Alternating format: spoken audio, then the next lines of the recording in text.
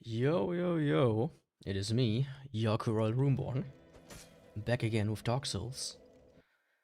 Let me quickly fix the audio on my end, since I piped it into the wrong audio interface. Yo, Daki, welcome. How's it going? I think I said in the last stream at the end, I did some preparations. I just got all the embers.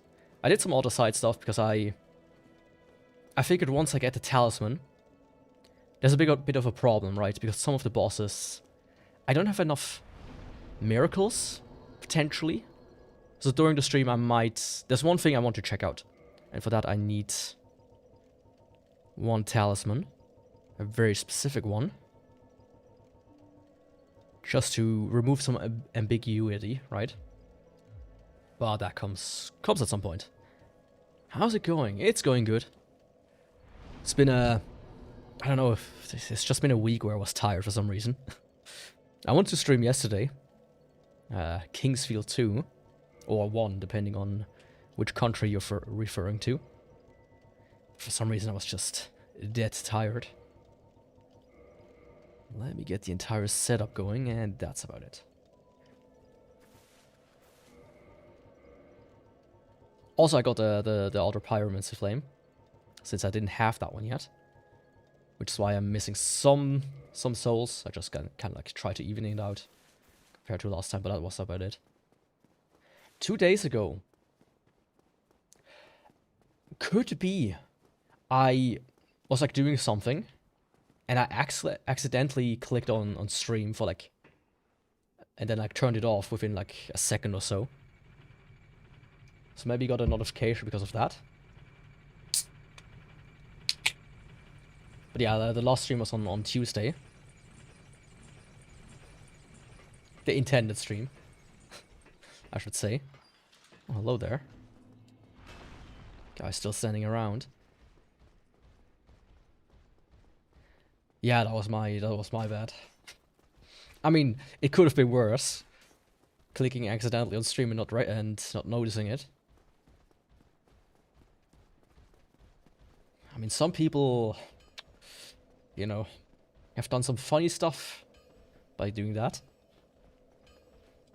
Just to shout out my boy, Darkside Phil, pulling on his wiener for a little, and then going, "Oh, the stream's still on." Well, hello everybody.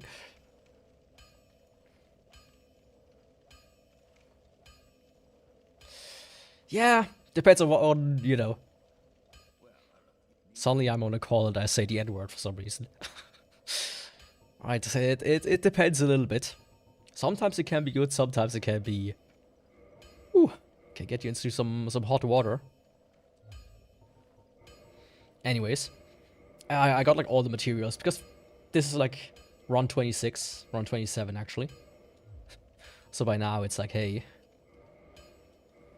I think you've seen how I get them usually. It takes me, what, 20 minutes or so to get both embers. Okay, let's go. Today's run is gonna be pretty fast, mind you. Let me... I'm kind of juggling apps right now on my phone. One of the notes. Oh, fucking hell, no. That's horrible. They updated the note-taking app I use, and now it's completely fucked. Oh, that's not good. Let me see if I can... If that's fixable really quick. All of you are supposed to be checkboxes. There we go. All of you are supposed to be checkboxes. There we go. Same for you. There we go. And same for you. There we go. Okay. Fixed. Perfect. Okay, yeah, today's run is going to be very... I would say it's going to be a quick one. Because the Scythe, the Great Scythe, is one of the best dex weapons in the game. I would say. Now, it doesn't look like it necessarily. I mean, 500 AR. It's kind of right. But additional to that, it has bleed. So the bosses that are susceptible to bleed, yeah, they are gonna melt. Anyways. But yeah. Maybe I should do it by accident, right? By quote-unquote accident. Accidentally starting a stream. And make up something ridiculous.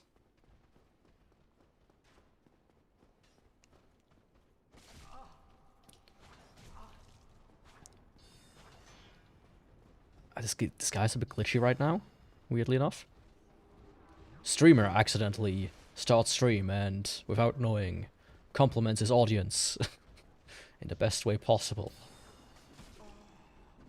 Fuck.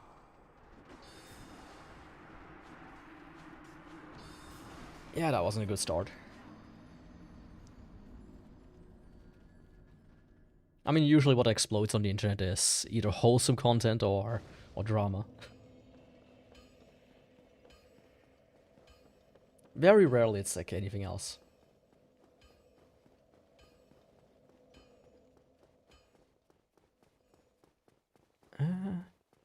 Okay, yeah. I don't know why I...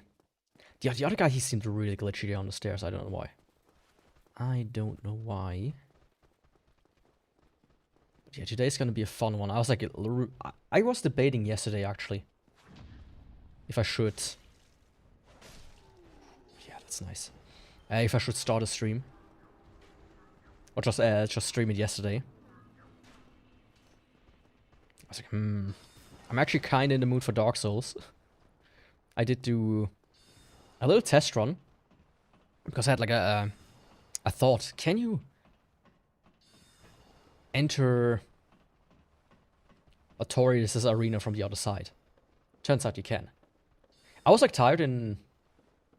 I like the thing was like this. I was done with work. Then I was tired, so I went to sleep. You know, classic. And then it was like 9 or so. And I was like, okay, you know, I could maybe get like 2 or 3 hours in. 4 if I stretch it. But I wanted to start playing Kingsfield too. And I was fucking around with the emulator and everything. And then by the time I was done, it was like 11. I was like, starting now is just not gonna be... It's not gonna be the right thing to do.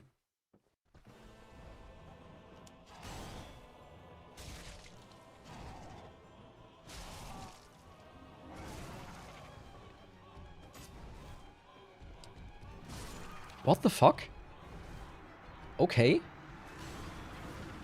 Why do I die so much today? That's already not a good start. I just need to get back into the things, into the swing of it. But yeah, I was tired the entire week mostly. But there was like this little window where I was like, yeah, maybe. And man, it was taken up with troubleshooting. I was like started the game. I was like, okay, it runs. It runs pretty good. But there's like a weird problem it has. Basically, the US version of Kingsfield 2, which is Kingsfield 1 in the US actually, it's supposed to run at 20 FPS.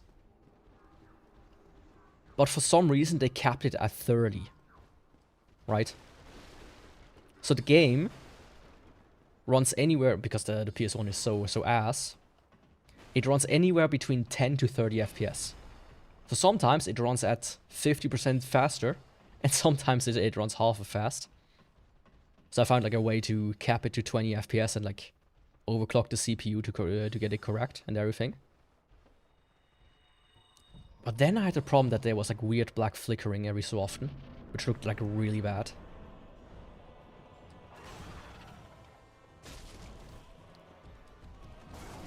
Again.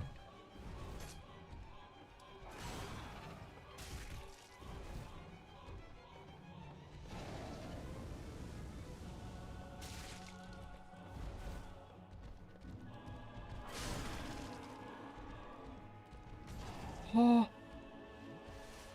There was no HP left on that bar.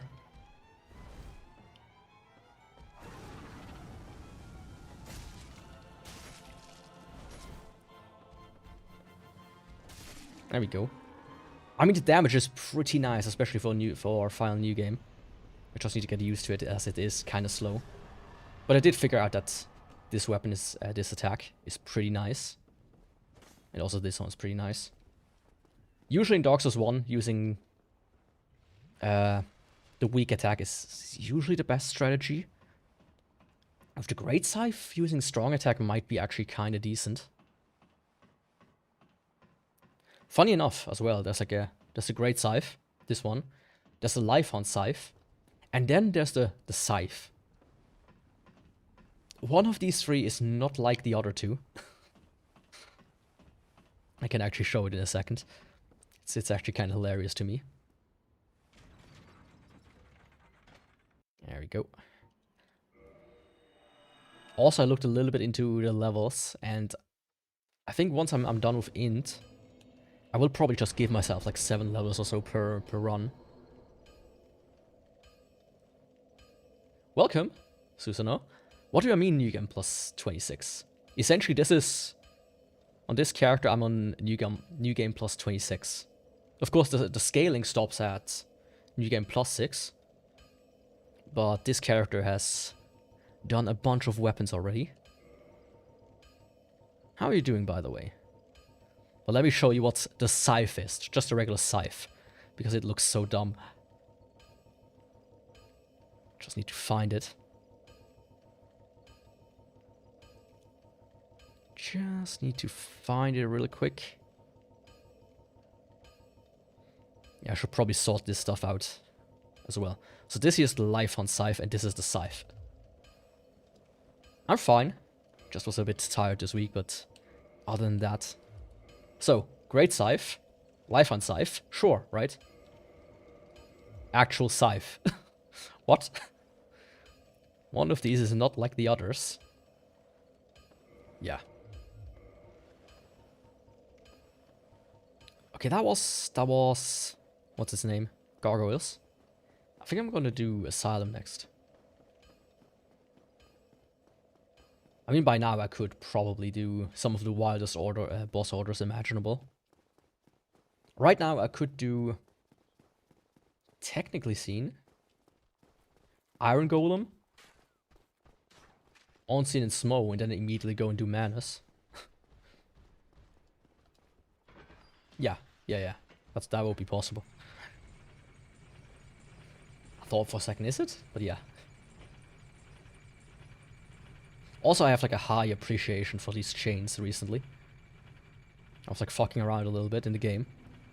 I was like looking at these chains everywhere. I was like, man, I love them. They're so efficient.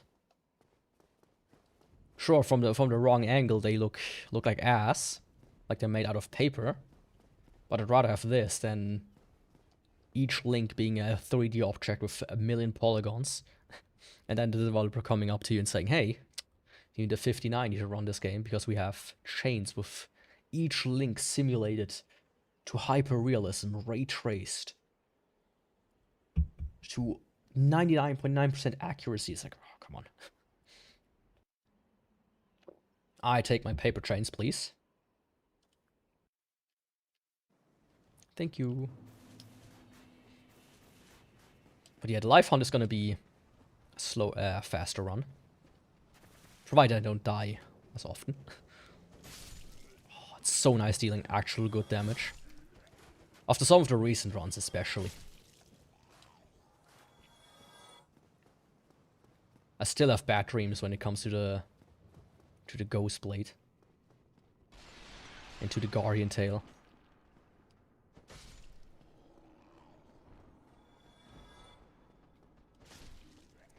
See, the running attack is actually kind of neat. Yeah, let's go with Power Within.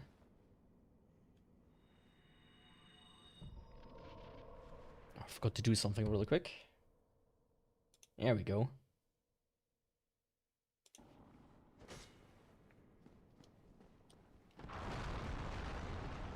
I usually always have like a vertical stream as well. Forgot to turn that one on.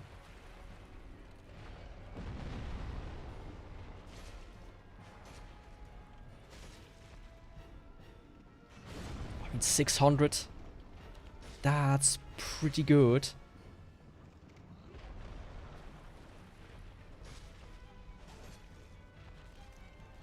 And I think he's susceptible to bleed as well, so... Yeah, see? Very cool. I'm not exactly sure how bleed works in this game, though. Like, if it's bugged or something. Or if the wikis are just wrong, as usual. Because they state, like, oh yeah, it deals 30% of the health. But clearly, this guy didn't just lose 30% out of nowhere. He lost more like 1 additional attack worth. Now, some weapons even say they do 50%, which would be absolutely insane. I did get the slap, even though I don't need it. So I'm always a bit confused by that. You know, bad wiki entries in Dark Souls go hand in hand.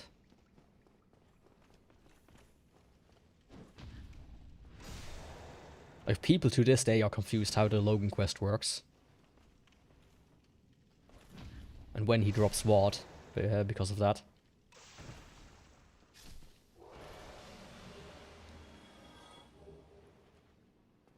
Okay, perfect. Do I return the normal way? Yeah. I think I'm gonna do Quaylock next as well. Getting like the big guns out early. Oh, no. Let me actually do Quaylock after Onolondo. So I don't have to go down there twice. I think that's preferable for me. Yeah. Yeah.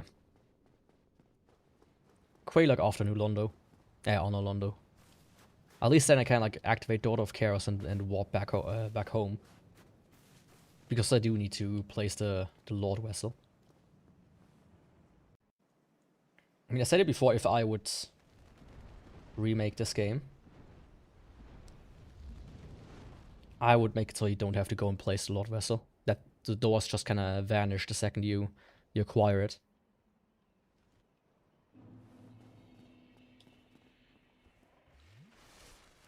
It's nice for a first like playthrough, but for the 100th or so, kinda done with that.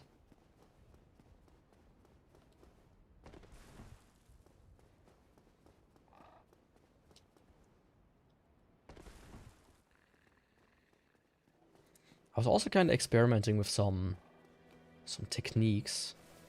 Actually, yeah, since I wanted to do New Londo anyways, I shouldn't sit down here.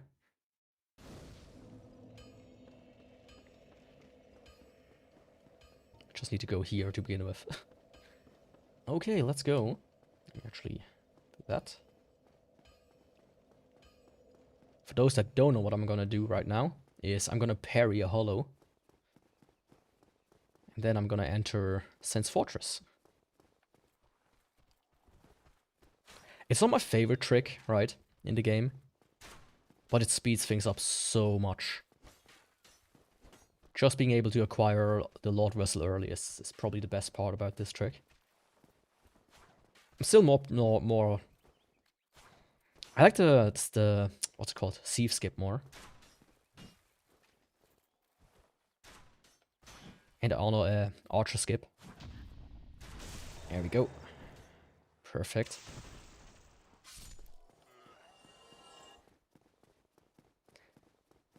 In Dark Souls 1 specifically, or across the Souls series?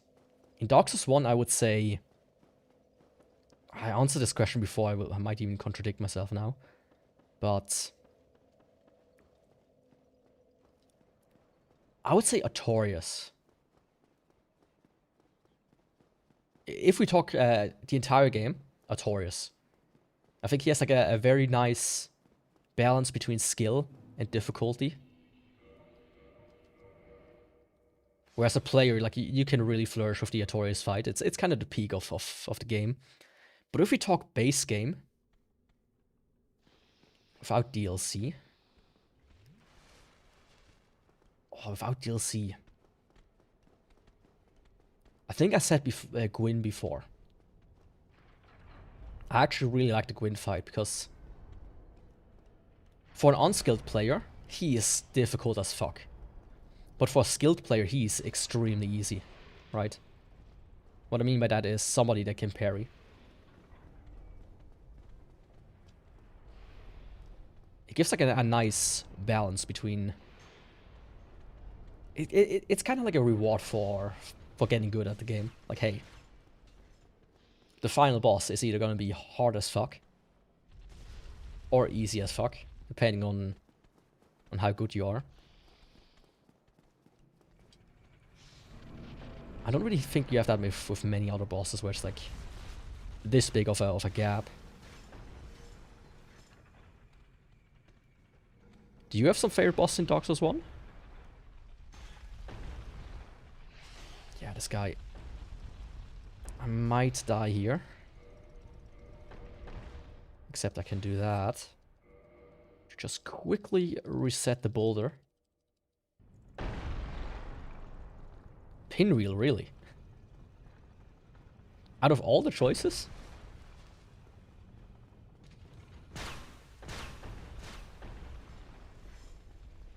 Like, I don't hate him. I just think he's a bit very basic.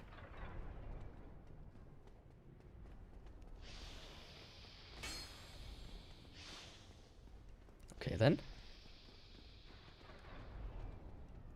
Well, that's something I didn't miss in Elden Ring, by the way. Being able to hit the walls. I mean, like... hit the walls, you kind of bounce off of it. In Elden Ring, this wasn't as extreme as in the Souls series. Which is... it's nice, especially when you have a large weapon. Yo, Dapix. How's it going?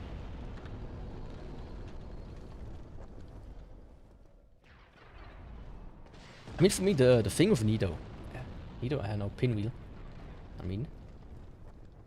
is with strong weapons, he's kind of like...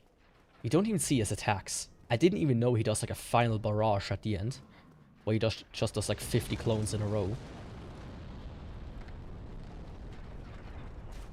But with like weak weapons, he can be kind of overwhelming, actually. Funny enough. Good afternoon to you too. Today I'm actually, you know, doing a stream when I usually intend to stream, rather than way too late. Depending on how fast I am and whatnot, I might do a second one today with Kingsfield 2. But I have to see how everything aligns. Hey, big guy. Today I have the means to kill you, so I will.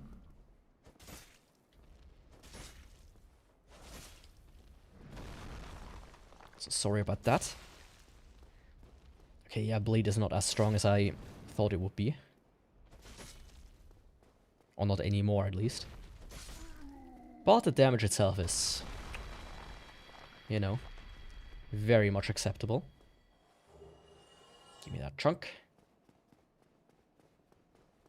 I mean, here's the thing I was like thinking, you know, do I need more chunks? I was like, kind of like, nah, I have 24 slabs. I get at the very least 2 per run, so I can just convert them to some chunks if needed. Okay, big guy.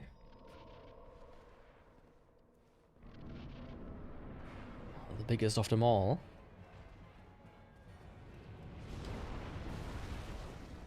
I would find it funny if there was like if there was like actually a guy in there, but he would be like tiny. Oh, stagger after 2 hits. Holy shit. I do love the Scythe.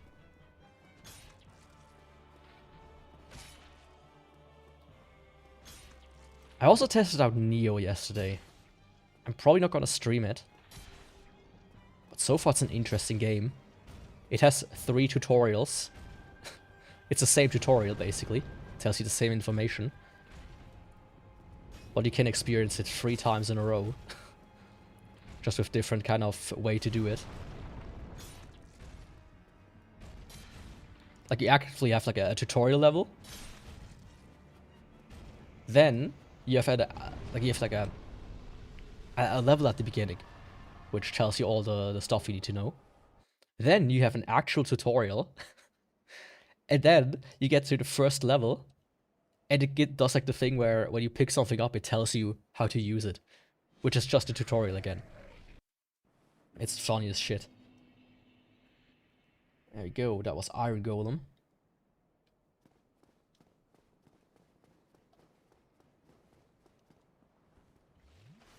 I made like a little thing for my vertical stream. I just need forget to activate it half the time, where I show the boss HP more clearly, at least. It's like fun doing that, but I feel like for the horizontal one, it would be a bit too much. I don't like having too much things on the screen and kind of reaching my limit here. I think I need like 900k by now for leveling up. 800. I should reach that, you know, by the middle of the run or so. It gets kind of extreme, which is why I will probably give myself levels. Because I calculated it. I let AI calculate it for me. Because I was too lazy. I would basically need to farm for like 700 hours to get to max level.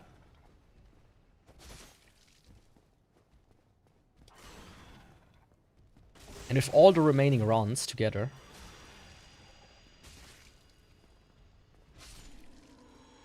the 114 runs or so, I would save about 50 to 60 hours on that grind. That's how many souls you actually need for to get max level. You know.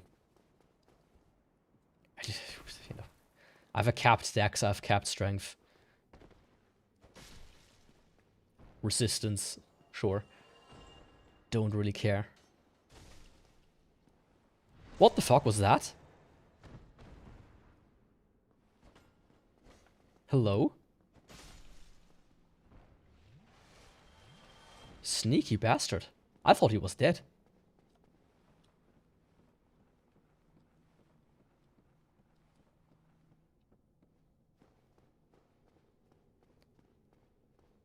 I could also do Painted World right now. By quickly rolling down.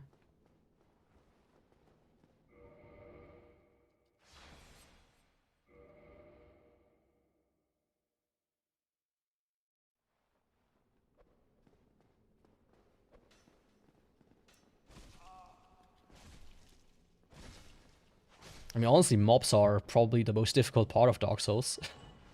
In some areas, at least.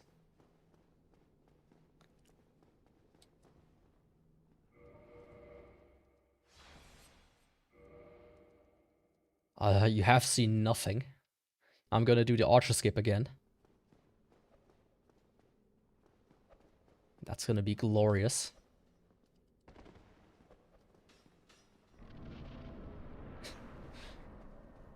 You closed your eyes. Don't worry.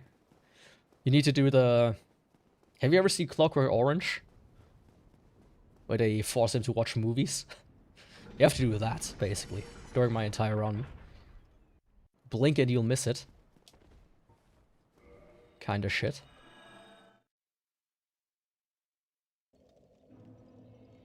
It's 75 on my right eye. Okay.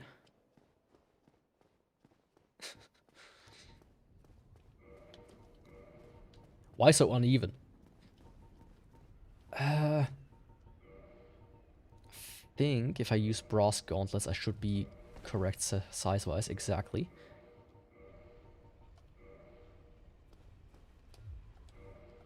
Okay, let's go. Funniest trick in the game, besides thief skip.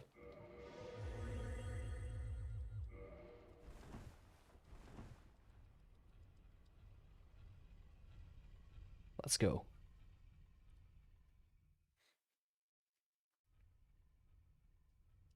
I mean, can you just wear glasses or something, or is it like full on? Yeah, I just see kind of blurry all the time, no matter what I do. Oh, it's a meme. Okay. Like I know some people that are like legally blind. So it's like they did like this foolish thing of going to like Turkey to get their eyes lasered, which is always funny. Like sure, you pay like half the fee, but if something goes wrong, well, you're kind of fucked.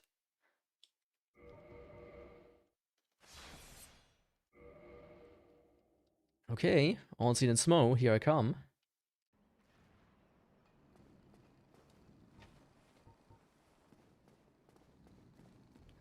Half-blind the way I shoot in CS, yeah. I mean, some CS players right now, they won't see anything at all anymore. Because they are jumping off buildings. I think there's one confirmed case so far. In China, I think. But yeah, I suck in CS2. I used to think I was good in shooters, you know. But my knowledge of shooters applies more like to Quake. And it simply does not translate to CS that well. 15 deaths. Man, that's insane. And that all because people were stupid as fuck.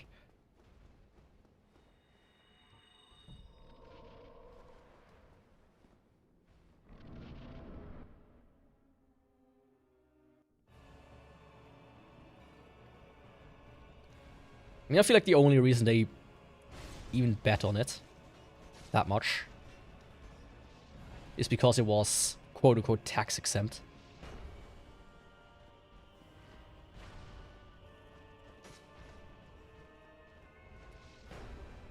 Yeah, basically.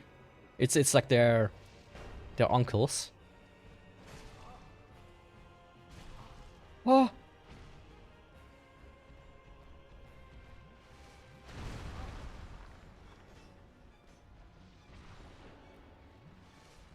Remember the Godskin duo from Elden Ring? This is them now. Feel old yet?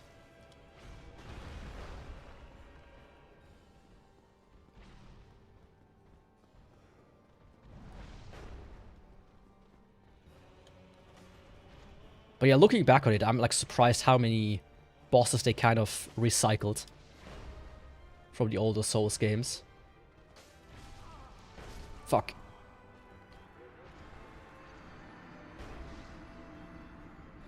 First try of sleeping pots.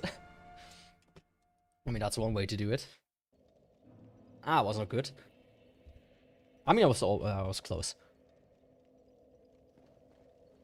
I was close.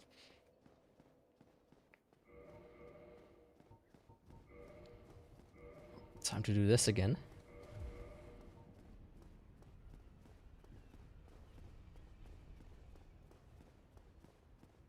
I feel like, you know, in Elden Ring, this is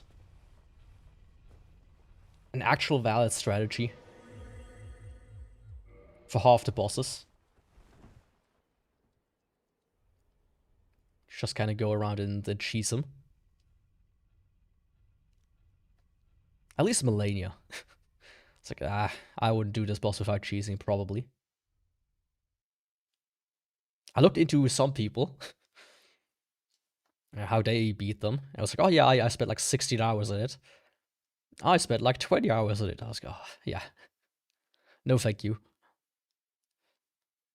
I already spent 8 hours and I'm kinda done with it. And the funniest part is, half of the ones I've seen, The reason they won is because Melania didn't do the fucking blade dance thing. It's completely RNG based. Just like, come on, really? That's the difference between losing and winning, I'll tell you that much.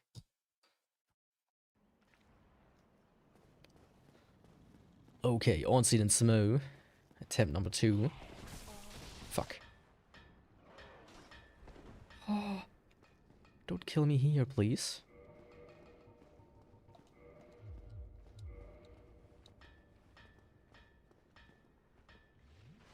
But yeah, reuse bosses, man. I mean, Godskin Duo is basically on-scene Smo. Yeah, the Earth Tree avatars are just the Asylum demons. There's no way around that. I feel like some of the bosses were like the Dancer of Boreal Valley, whatever it's called. Had like a very similar moveset. Oh, hello there.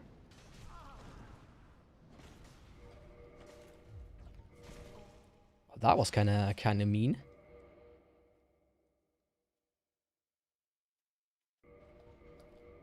Okay. I sometimes fuck up and accidentally switch the values there. To make the camera reverse. That's pretty bad when it happens. I just cannot deal with a reverse camera. I never managed to get used to it. Oh fuck. Of course.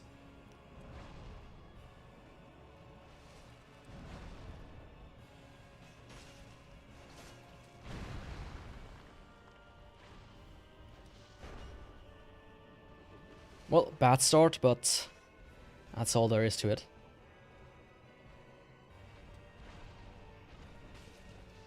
Oh, that's nice. Having like a huge swing like that. Amazing.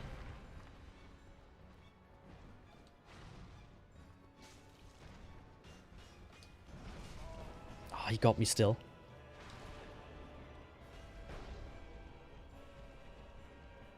Oh, I almost forgot. I have like 300k souls here. No, 500k.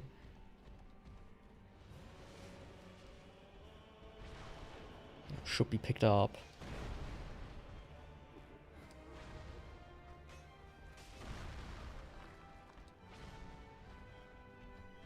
Come on, scene. Fuck me.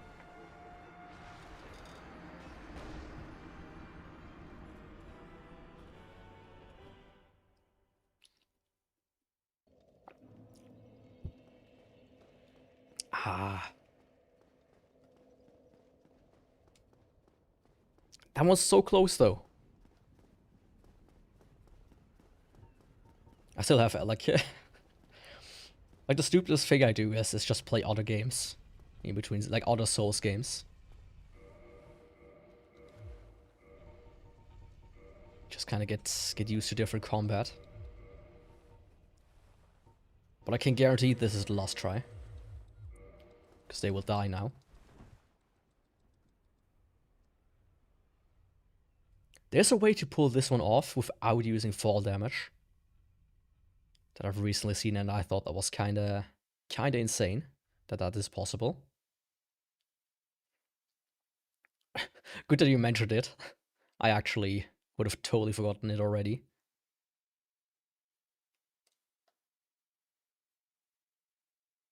It's always so eerily quiet here as well.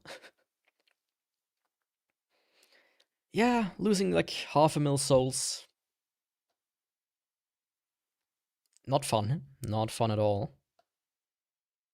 I mean, to be honest, like, I think the highest cost per level is something like 9 million.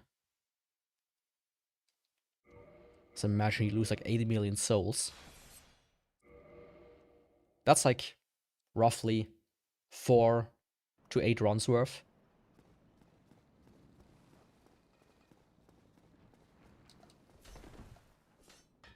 Okay, and this time I did not get hit by them. Okay, I think this is a good sign. This is a very good sign.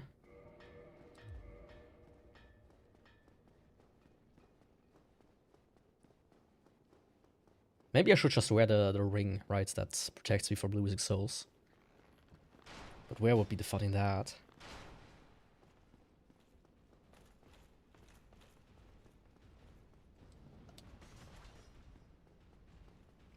Okay. Priority number 1, get the souls. Priority 2, kill Ornstein.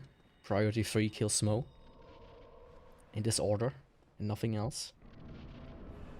I don't remember where my souls are, but there they are. Good.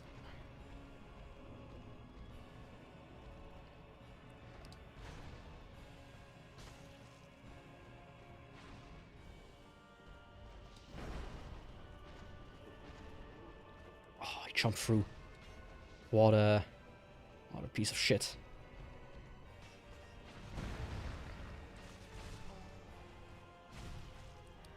Ah.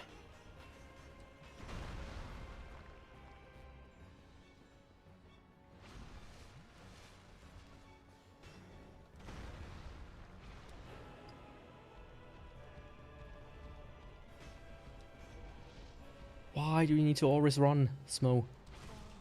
Oh, what was that? Get behind the pillars. Or don't hit me through the pillars, I should say.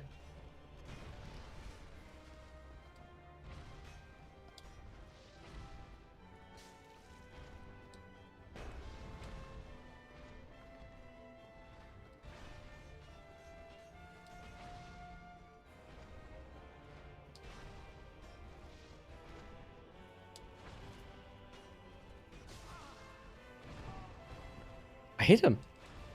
I was like, what the fuck? Okay, now it can be dangerous if he zooms too close to me. You know, that's sometimes what I think when I'm on the train. When there's like a little kid besides me and he watches TikTok. Hope he doesn't zoom too close to me. As he watches Skibbity Toilet at full blast.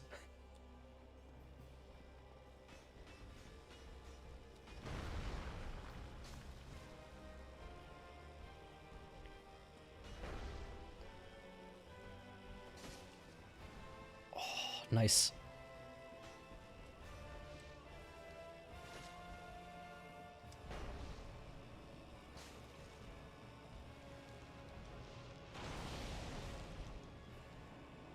Yeah, let me keep my health topped up.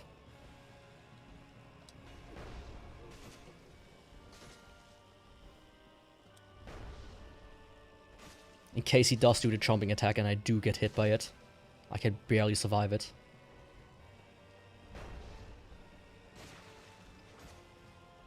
Nice, he got bleed there.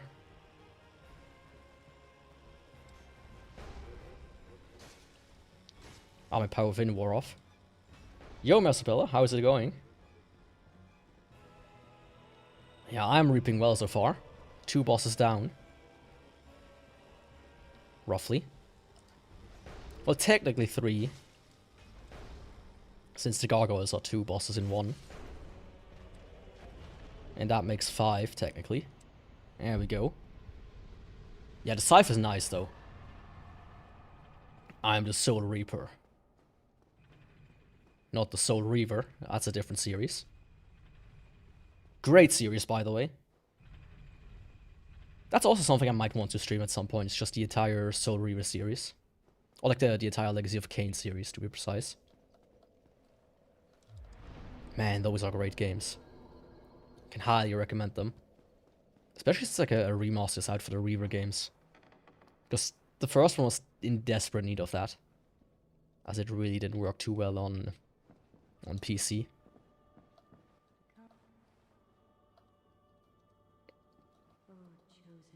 Funny enough, when you wanted to play them, the best version was the Dreamcast version.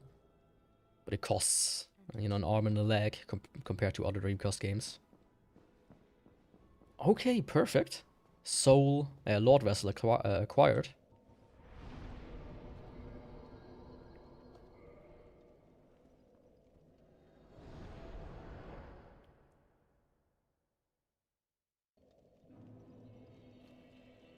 Let's see, can I please tick it off here? That was Ornstein and Smo. Perfect. Okay, you do that. Hope you're successful with it. Now I'm gonna do... Yeah, I'm gonna do Quelaag next. Well, technically. I'm gonna first reap some souls. Lotrek, usually I fight you differently, but today...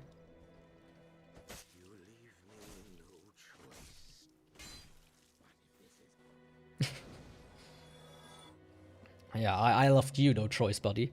I think you got one thing wrong there. We're just a little bit off. Oh yeah, because I did get the larger ember. New Londo is already drained, so don't be confused by that.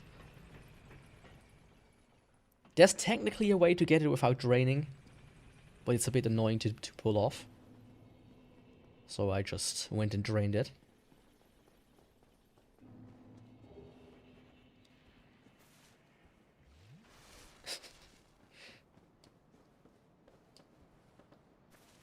I mean, I could have forced him this time, but usually he does it on his own. Like, his first attack is always attacking and then jumping back like half a meter. You don't even need to rely on the unreliable kick of Dark Souls.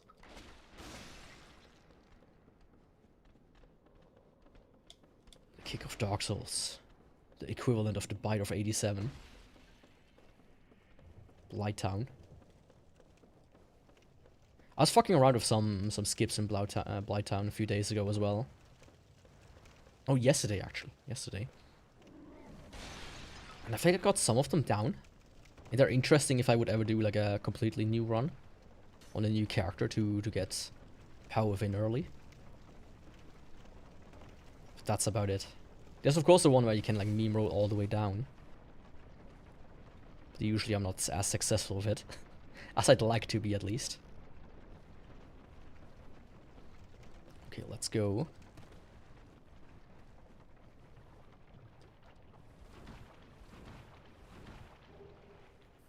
Also spoke a bit to Quailana here. Since I do be needing that ascended flame.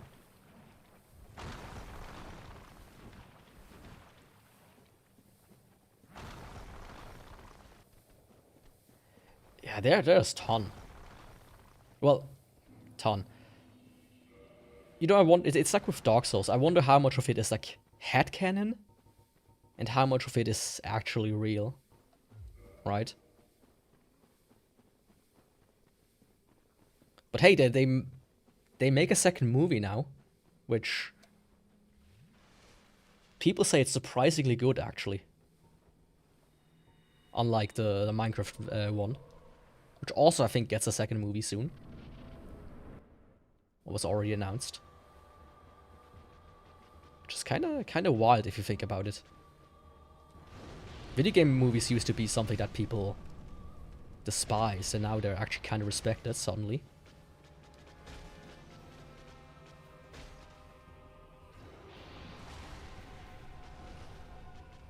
Does anybody remember the Doom movie or Postal?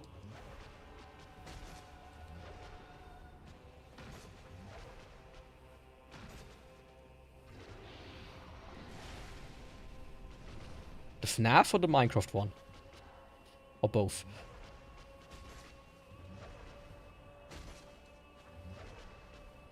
I mean, I heard as far as a FNAF movie can go. It's apparently kind of alright. It's definitely no... Oh, what was his name? The German director that did boxing against journalists and low tax from Something Awful. Uwe Boll. It's certainly no Uwe Boll film. That's for sure.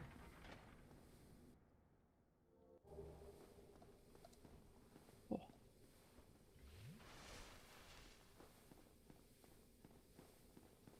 Was kind of funny. I mean, I've seen neither, so I cannot fully comment on that. I only saw like the pre-render of the Minecraft, the full Minecraft movie. I said like a pre-render. Oops, sorry. Like leaked. I thought that was kind of hilarious. Oh, these things are more devious than I thought they would be.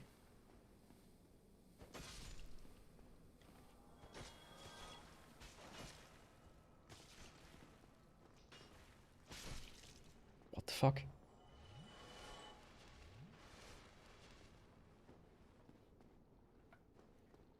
It's not in the right...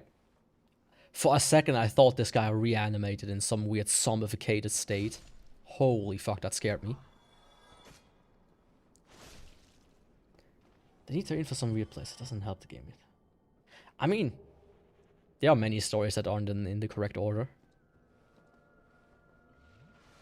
Some are worse than others. But it's not uncommon.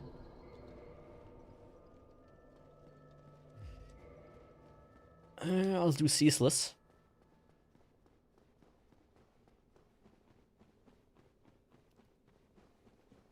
I'm trying to think of the worst example.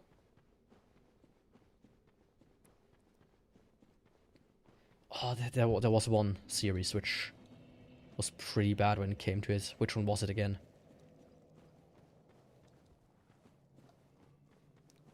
Oh fuck, I can't remember the name.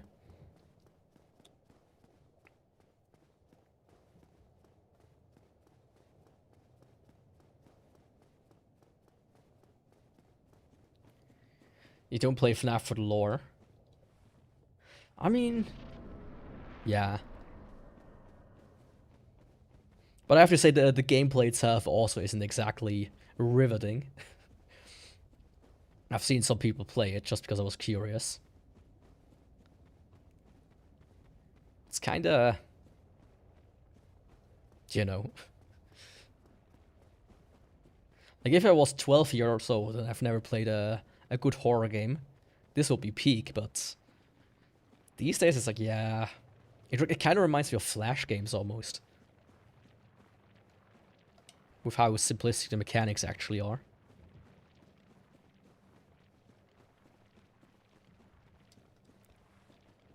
Okay, let's see. Will Ceaseless defeat me?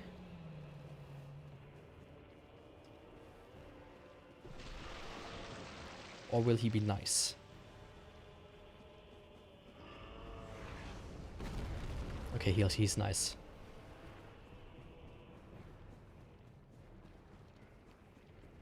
He's very nice.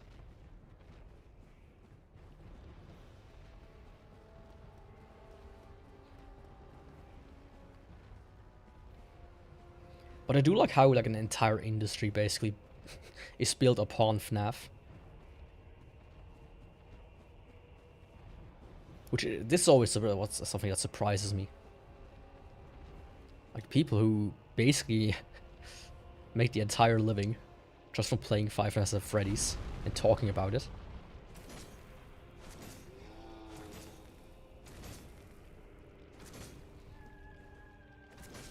I mean, what's the new thing? Garden of Banban? Or is that already kind of old news by now?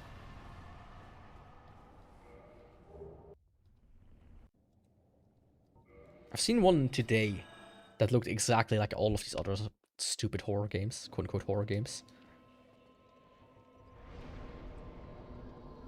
Like, I think we arrived at a point where, you know,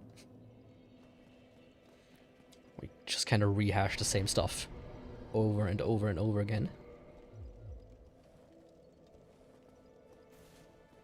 Okay, hey Frammed, how's it going, my dude? Are you hungry? Well, don't eat me, please. Yeah. I just need to get rid of some stuff, please. You know, might as well get some souls for it.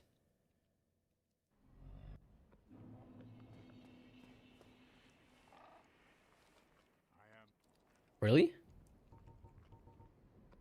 I feel like I've seen quite a bit of it. Just recently somebody mentioned it. I was like, okay, so that game still exists.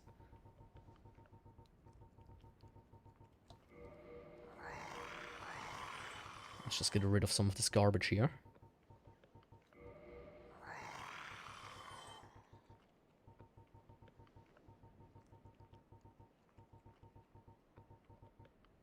Oh, Guardian Tail.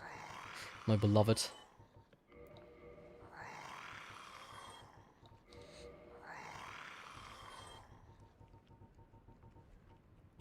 Actually, I want to do rings because look at this. Look at those. Who the fuck needs that many rings, please? If he could wear 2 of them at once, that would be cool, but he can't. There we go. Yeah, fare thee well as well. I should make a horror game.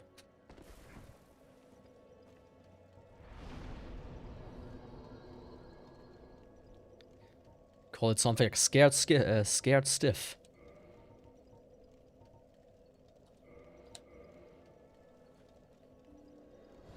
It's like half a year or more. I mean, the only thing I ever really heard about the game is how extremely unoptimized it is. Like, yonder a dev tier unoptimized. Where the models have like 1,000,000 polygons. For some absurdly unknown reason. I mean, that's modern game development anyways, but you know what I mean.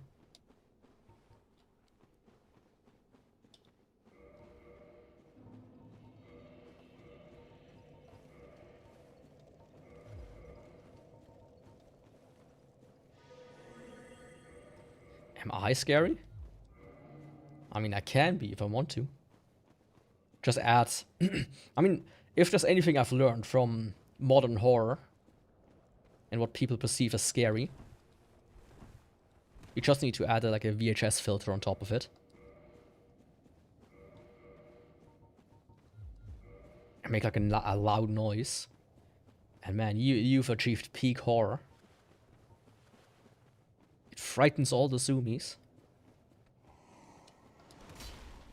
I said this before, but man, we're gonna have a horror revolution once they discover the magic of skipping CDs. Like, if you ever had a CD player with a scratched CD and you run in this issue where it goes like, where it kind of like gets stuck on one section because of that, the scene is gonna change forever.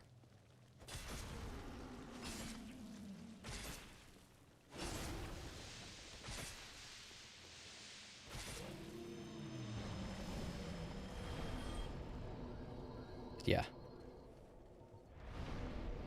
You know, like, growing up at the tail end with like VHS, all of this stuff is just not scary to me.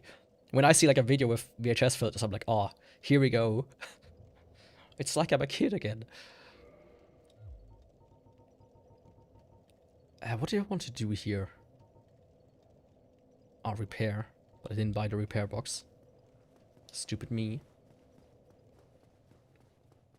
Yeah, absolutely. Like, the reason why I don't play too many horror games is I just don't like jump scares. They're not scary, they're just startling, right?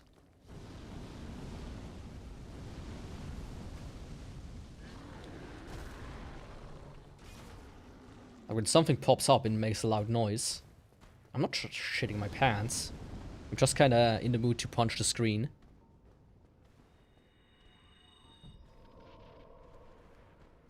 That's all there is to it.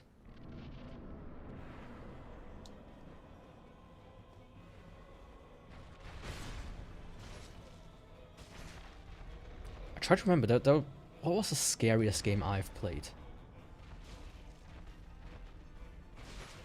Like, actual scary.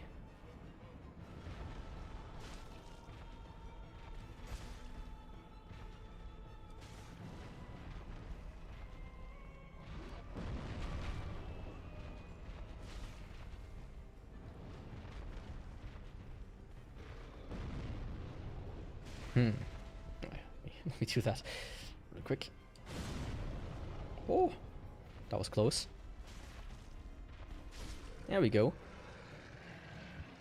That's how you defeat the Fire Sage Demon. Very easy.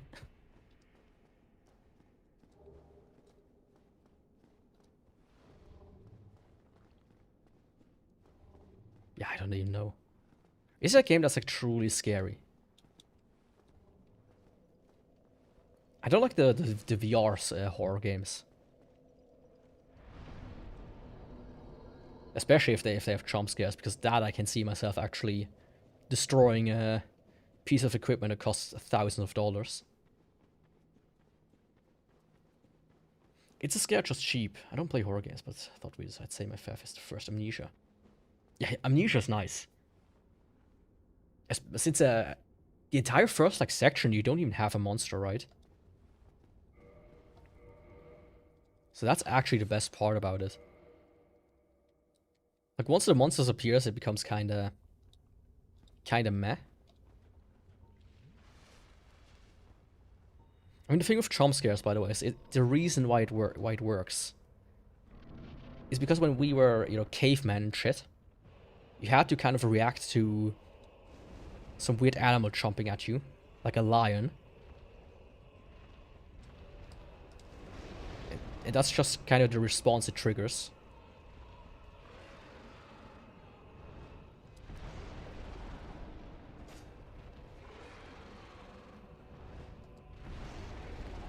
Like, it's less about being scared and more about just surviving.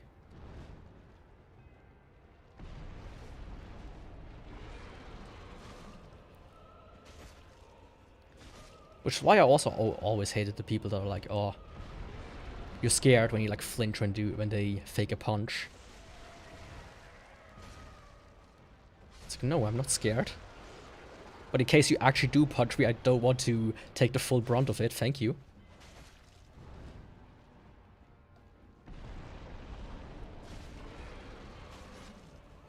Man, I love the running attack of the Scythe. It's the funniest shit. Like, imagine you see some dude with a gardening tool like this coming running at you and pulling one of these. Whoopah!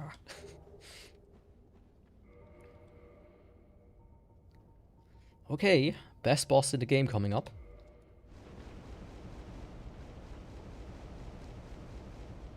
By a long shot.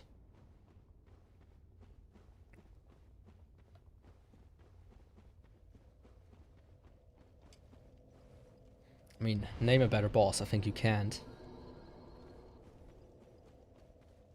I think you cannot.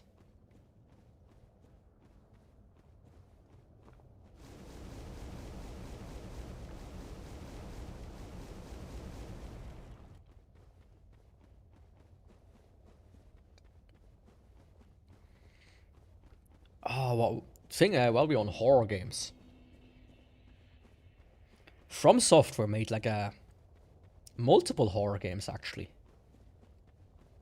Kinda. One of them is Kuon. Now,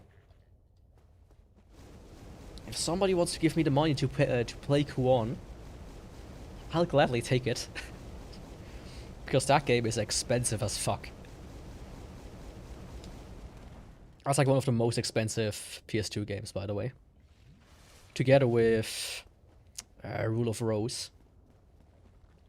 Which is also kind of a game I want. But I don't want to take the risk of buying it for like 400 bucks. And then receiving a fake copy. I had that happen to me with Pokemon Emerald. And I paid 25 bucks and I got like a cheap Chinese copy. I was like, fuck this. I'm glad this wasn't like modern day where Pokemon Emerald goes for like 80 to 100 bucks. I'm broke, sorry. Well, do it like all the Zoomies these days and take out short-term loans. And absolutely fuck up your credit score.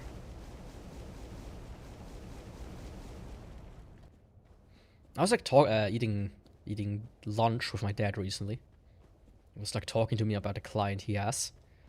He's like, you know, yeah, I managed to pay off like 100k debt with him. By just having like doing things strategically. I was like, oh man, that's great. 100k, wow.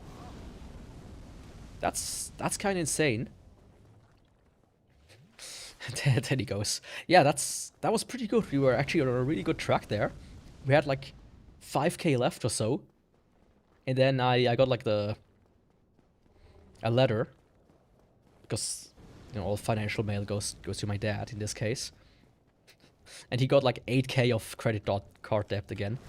It's like, how? What do you even buy for 8 grand? Like on the fly. With a credit card.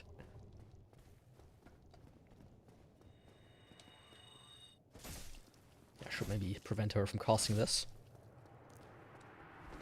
And that reminded me of the whole... Like when you buy stuff these days, especially in America, I've seen it. You have like these short-term loan apps. It's basically, oh yeah, just pay $8 now and then over the next 3 months pay $8 a month.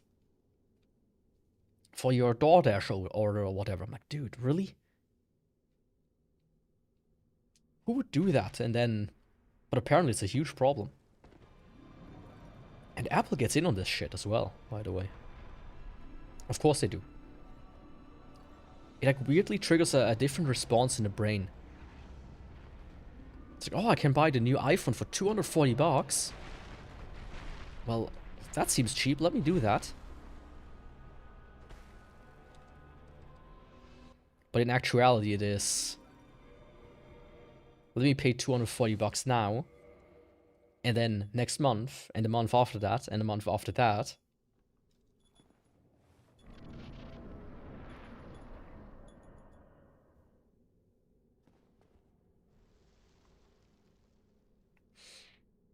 And you just forget to do it once, and you have a 10% interest on that. Fuck you. Your credit score is ruined.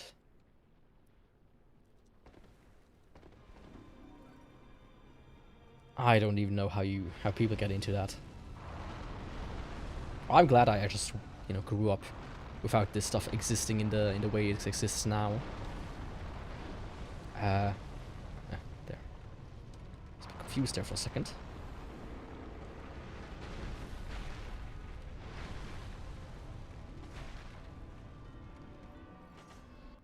There we go. Could this be a first try? Probably not. Maybe. Who knows? Not me.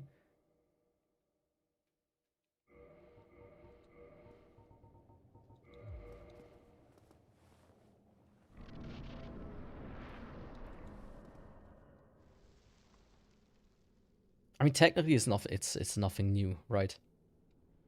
Just paid in 3 easy payments.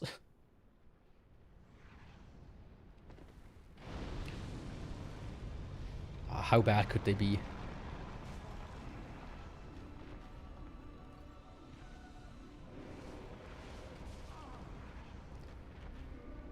Yeah, let me give this another try.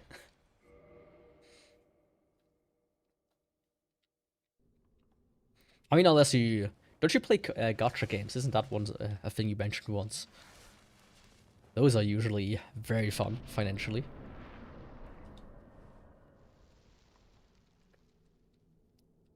I mean, when you're a whale, that is, of course. I recently also learned, like, the makeup of streamers, usually. What was it? I think... It was 9%.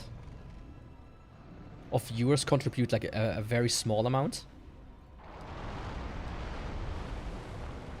I thought for a second I missed.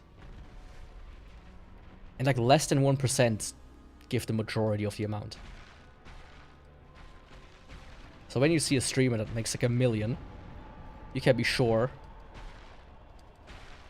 like easily 950k of that came from like 5 or 10 people.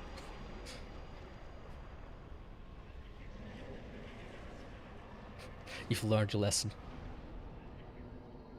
I mean, that's a good way to look at it.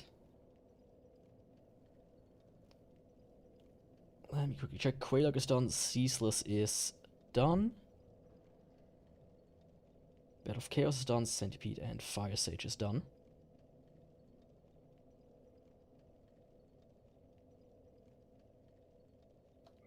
Very nice. Who should I do next?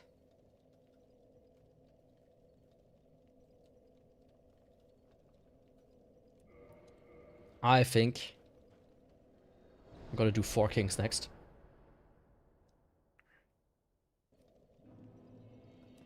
Like, I spent never money on any game, mobile game. There was one time where I was like, you know, let's... Maybe, you know, I've got like my... I've played the game plenty of times by now. Let me chip in, let me buy like a costume or something. But like, then I didn't, and shortly after I stopped playing. So I was like, yeah, let's not.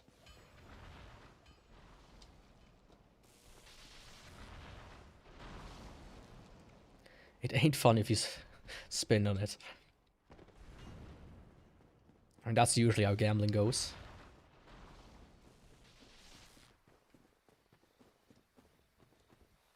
I mean, I've seen some people. Like I once opened a stream, which was just gacha opening.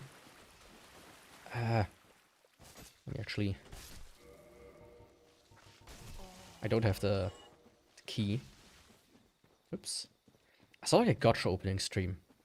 I was like, you know, a few free pulls, maybe through a lot of playing, he got something.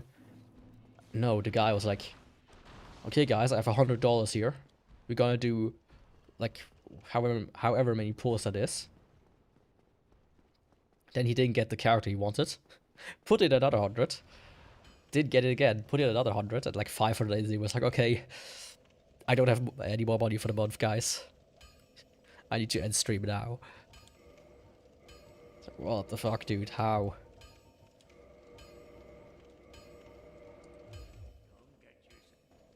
I can absolutely see some people doing this to the extreme.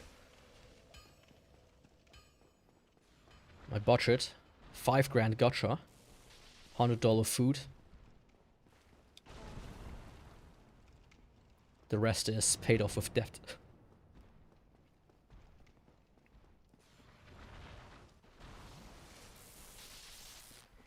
That's what I get from my experience. I mean, it depends, I would say. I mean, some gacha, or like some games in general, are just very...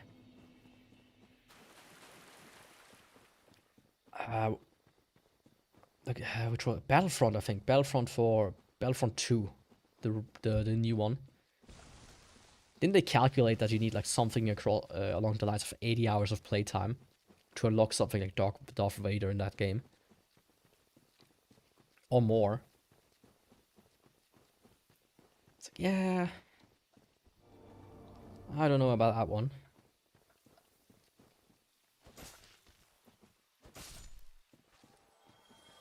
I mean, you know, this is very fitting. Using a gardening tool to trim the hedges here. The only proper use.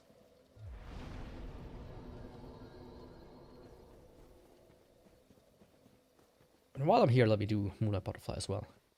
That's why I actually sat down and saved.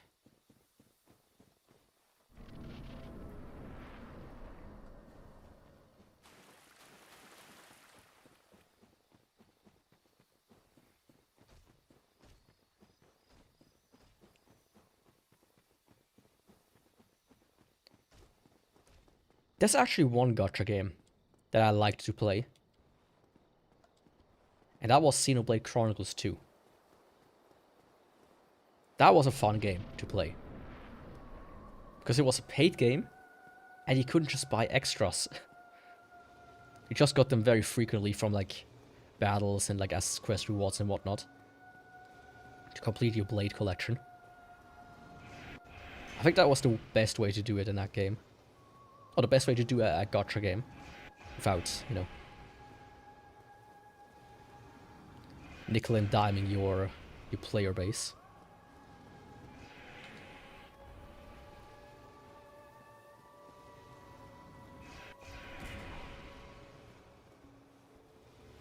Don't do that. Just randomly queue stuff.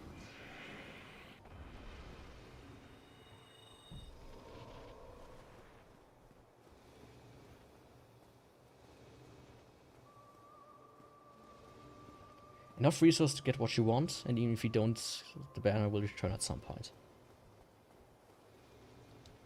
I mean, that's nice when like, characters are actually, like, obtainable more than once. Oh, fucking sit down already, big guy. There we go.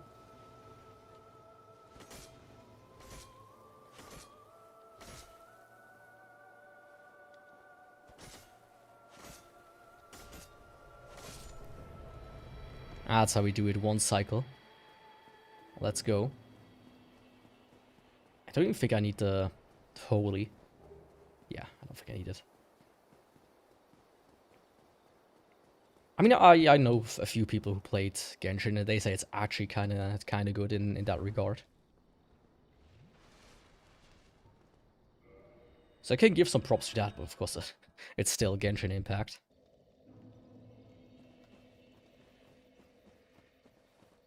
What's like insane when you like see all of these weird gacha games coming out every couple of months, really. Because you'd think people would just stick with one.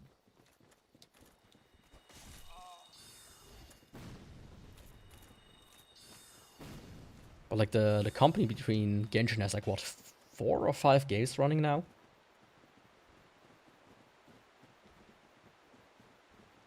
And I think they are all are still running.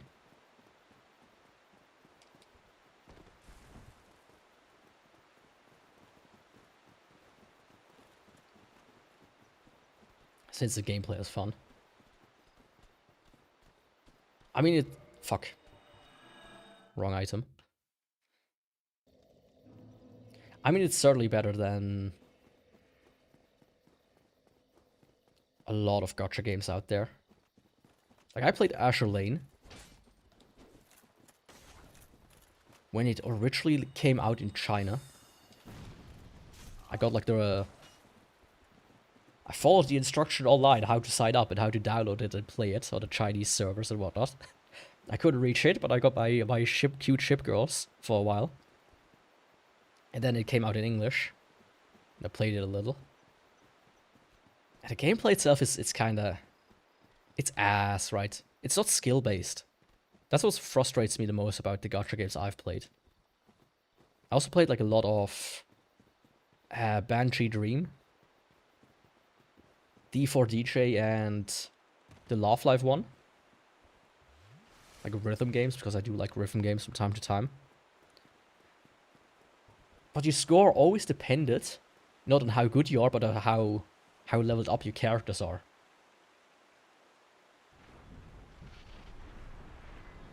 It was just so like, I can fucking play Hatsune Miku or whatever. And I get like a proper rank. But here I need to spend like so much money or spend so much time getting these same girls so I can level them up till max. And even if I play bad, I get like an S rank. That's not fun. Yeah, I did want to get my ship girls. I want to play Concola back in the day. Because that was like the big thing when I was more active on like Twitter. But playing Concola as a Westerner, yeah, was always a hassle. One of the biggest hassles out there. And then fucking China came in and was like, hey, we make Concola as well. Kantai collection. In long. And it took off by storm. Perfect. In Genshin 2, but there are good finish hard content with low level teams. I mean, if that is possible, then yeah. Then it works perfectly. Then it is at least skill based to some degree, right? But when your rank literally depends on how leveled up your characters are. In a rhythm game, I could get full score, perfect full combos. Which means I hit every note at the correct timing without missing a single one. And I could still get, like, on harder songs, like a C rating. It's like, okay. This should be a triple S, if not more. What are you talking about, C?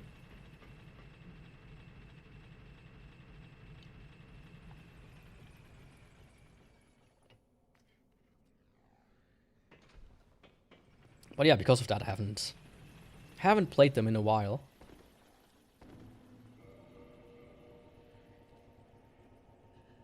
Where's Scythe ring? There it is. Yeah, Scythe's ring.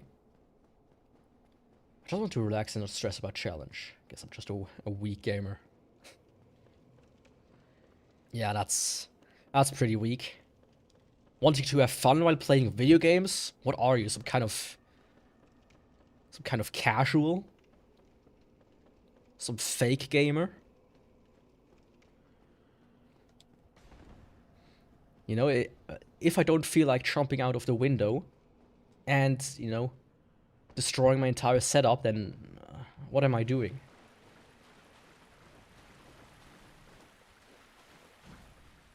There's clearly something wrong if that's not your state of mind at any given time. But playing something that's meant to be fun. I recently watched a Joseph Anderson review. Like, what was it? A critique. And basically the thing he said is, you're playing a game right when you have fun. That kind of resonated with me. I was like, yeah. Sure, I get it when you say, like, you know, you suck when you need to cheat at Dark Souls. But in the end, if you have fun, you play it correctly. Because a game is meant to be fun. Which is why I achieved Millennia. I was like, nah, fuck this. I'm not having fun against that boss. I do have fun though with the Ghost Blade. That was tremendously fun. I do have the Abyss Ring equipped.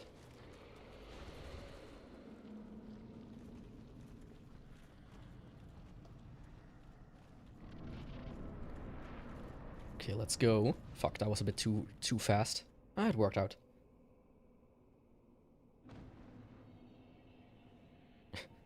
Did they actually go and farm it? Because the thing is, the Ghost Blade drops by from the mother ghosts, the one that have babies in their arms. There are 2 of them in the entire area.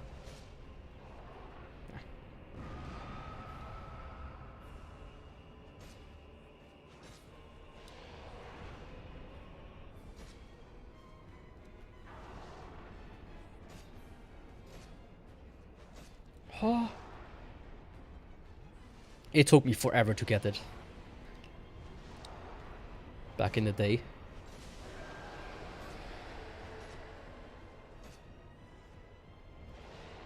Hello. Don't just run away, please.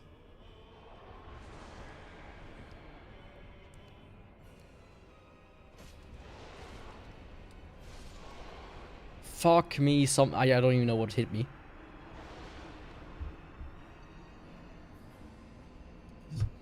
Oh, it's close, but it should be possible.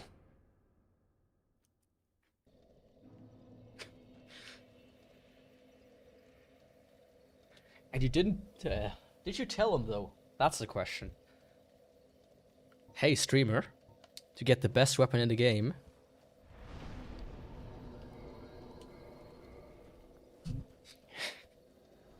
you have to farm an enemy that exists twice in the area. And it has a drop chance of 1%. Interested? For the worst weapon in the game? Huh?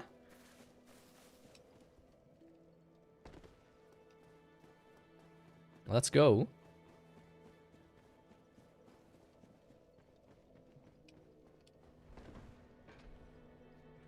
Like, the thing is, the normal ghosts, they drop the jagged ghost blade, and I think that one is actually decent.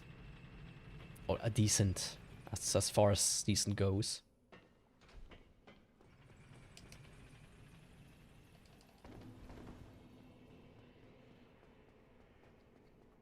But yeah.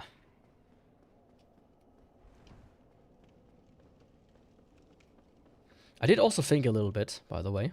Just remember that. And I will probably talk about it a little bit more towards the end of the year. If I ever manage to finish Dark Souls all the weapons, which is my plan, and I'm still streaming, or I'm still interested in streaming, I should say, I might do Bloodborne next. Because out of all the games that I think about, you know, which one I would do it in the want to do it on, I think Bloodborne is the funnest one.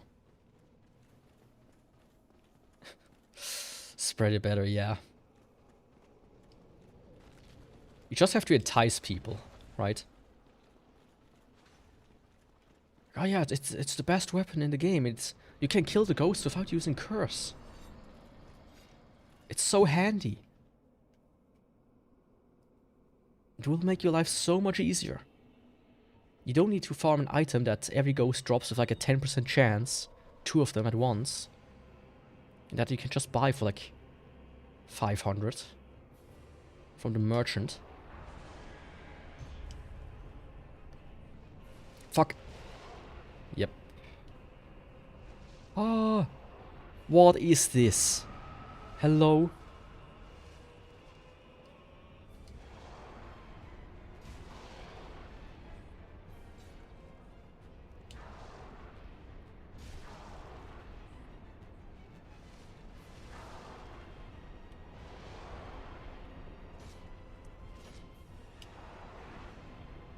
Yeah, the second one already spawned.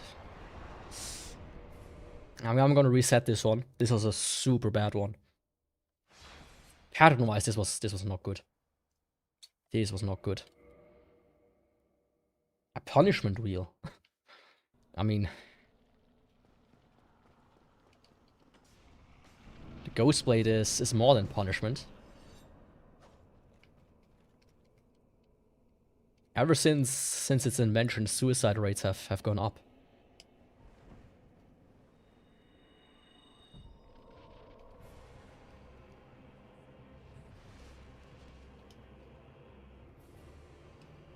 Again!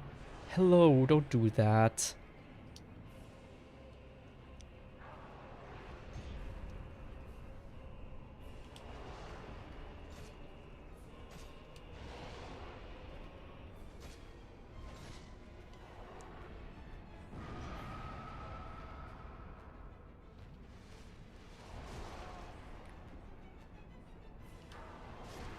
What was that?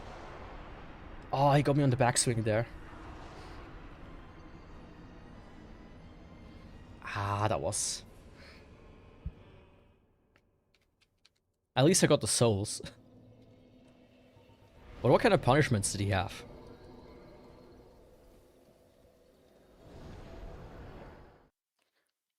Yeah, it is pretty OP. For like 2 seconds.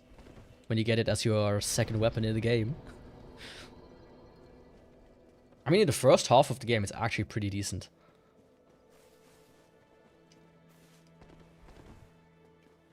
But after that, it's strongly falls off.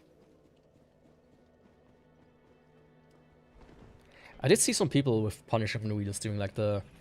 Oh yeah, just donate $50 and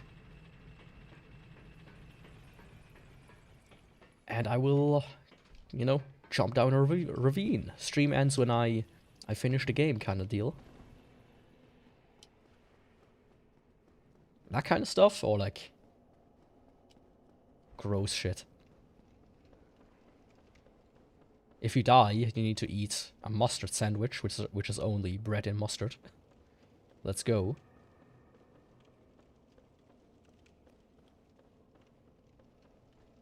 Oh, come on. It's the 4 kings, they can't be that hard. Yaku. I mean, I was also really unlucky. Drinking spicy, someone doing a tweet for him, etc. That kind of stuff.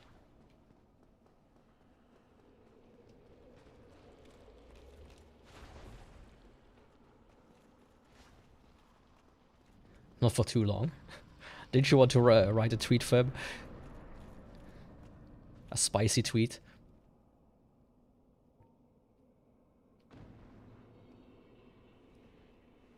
Like, I once watched Joe Rogan, like, there's, like, one clip of Joe Rogan. One guy was like, you know, could I host one of the podcasts for once? And he, like, put it correctly. It's like, nah. This would cost me millions. If I would just let some bozo host it for even just one show. I feel like if I have a decent enough following to do something like that, just a tweet could ruin me.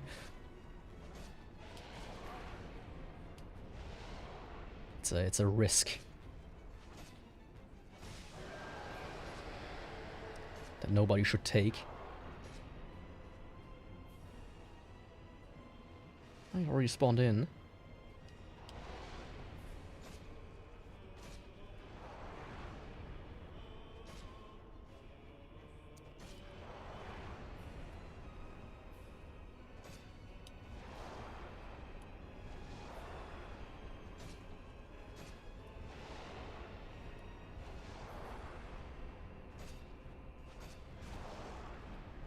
Come on.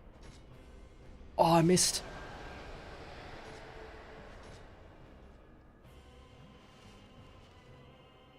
All good, all good.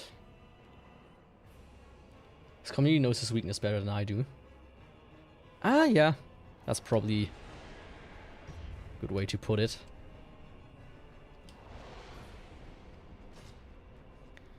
But maybe they just don't want to be mean enough, you know? Oh, fuck. Oh.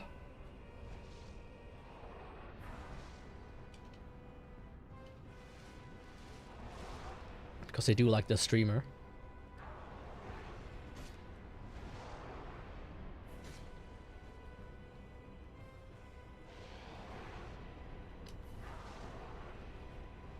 It's a closer one. I feel like the other guy's gonna spawn soon. Yeah, there's already a second one on the field. Fuck me. Shit. For those that don't know, that are watching, this is a insta-kill. On... If I'm not on full health, I will die from that. So it's better for me to reset there. Sadly.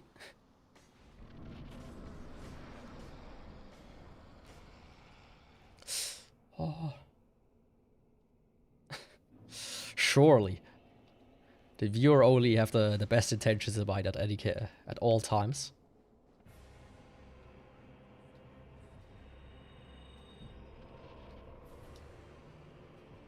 Oh no, he does magic again. Dickhead.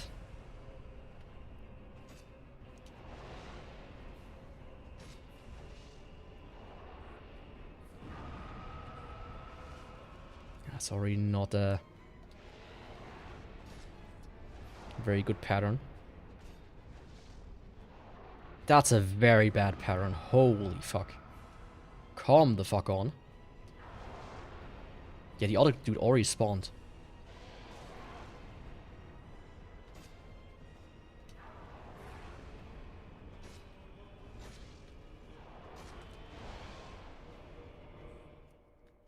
Oh, that was unlucky.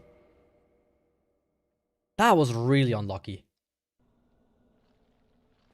2 magic and then a grab. Come on, dude. Like, the only thing worse is if you would have done 3 magic.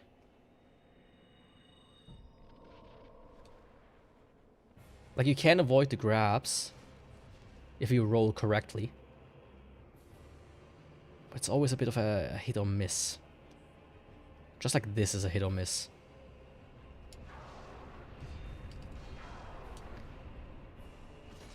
Oops.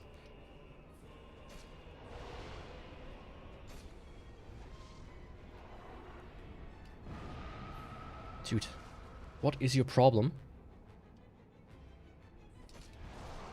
Did your favorite e-girl not answer your DM today? What's going on?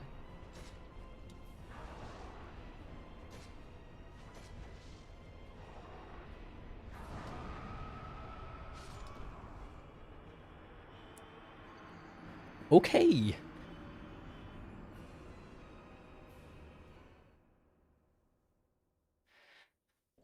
Mind you,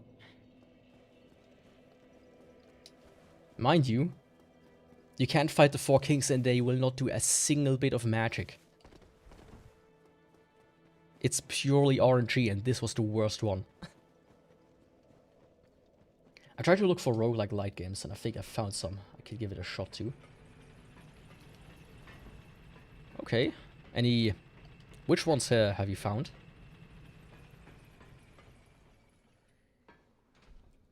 I personally was kind of done after completing Isaac myself. Just, yeah. 600 hours in one game. That's about 200 of which I didn't enjoy that much. I'm kind of good. There's still Rogue Legacy 2 that I have, but it's not that much my cup of tea. I like the first one better.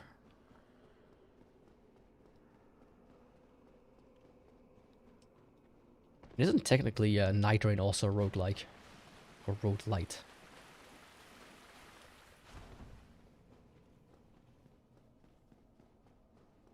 Okay, come on, 4 kings now, let's go.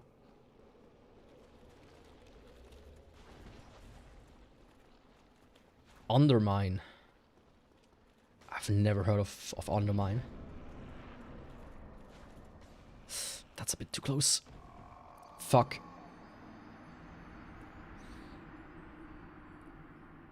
Oh, that's 500k souls, Yaku. Why?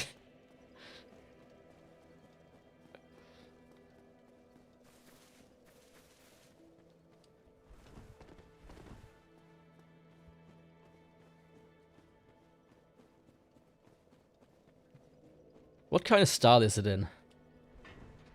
Is it like a top-down? Is it 3D?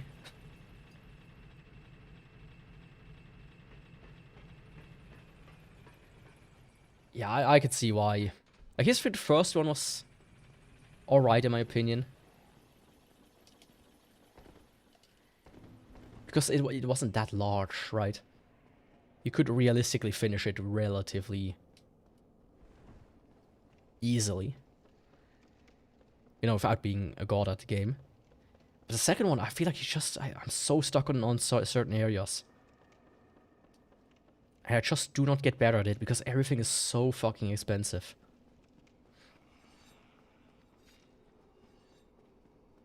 I can do like one run and can purchase maybe 1 or 2 upgrades and that's it.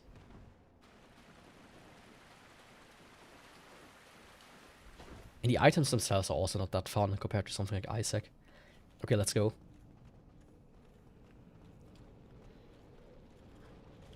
They need to pay for making me lose 500k souls. Ah. I know you can like run down, but it's so boring. But it would have been the safer way.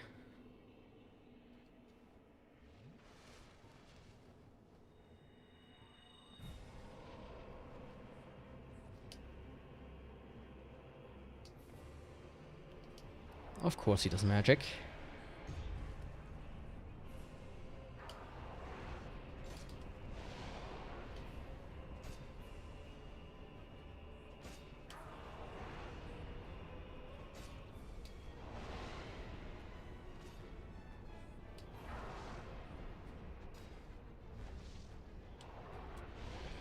Fuck me, dude. Holy fuck, can you stop? With this bad RNG, my dude. I'm getting kind of sick of it. And that was bad. Yep.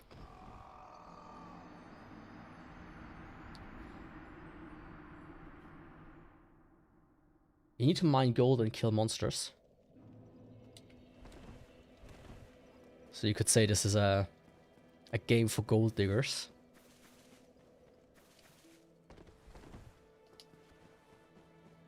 I mean, there's also Spelunky, which is kind of similar, isn't it? But just to, you know, what's it called? Sideways. 2D.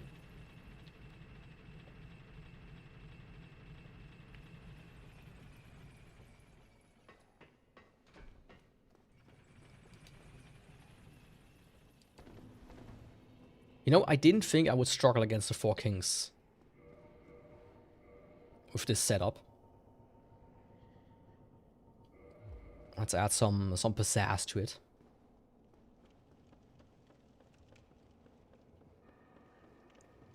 The other one is slot and daggers, which seems like a slot machine style retro work. I don't know how much. I mean, that seems interesting. Incorporating a slot system into it. I feel like I've seen something like that though. Isn't there one game that's really popular right now that has to do with slots?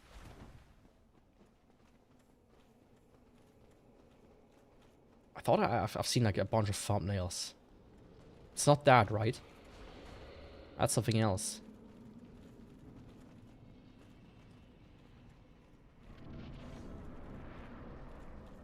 There was one game I kind of played, which you could say is a roguelike. It was, what was it called? I think Mega Loot or something like that.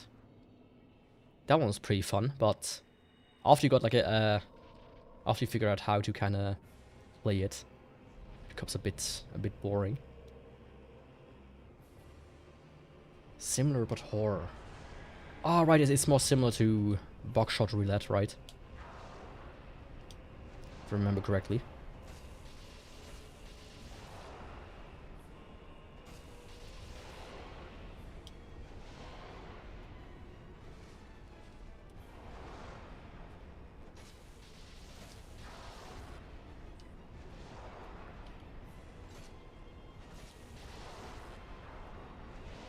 The other guy is already here.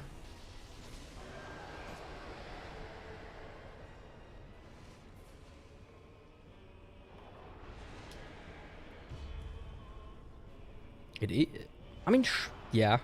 I wonder how well it works. Oh, god damn it. That might be it. Oh, barely not.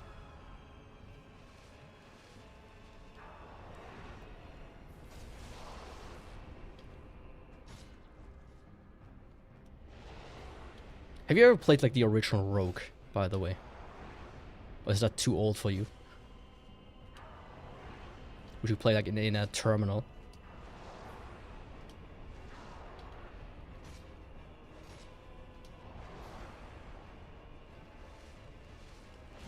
Oh, fuck, I knew this was gonna happen.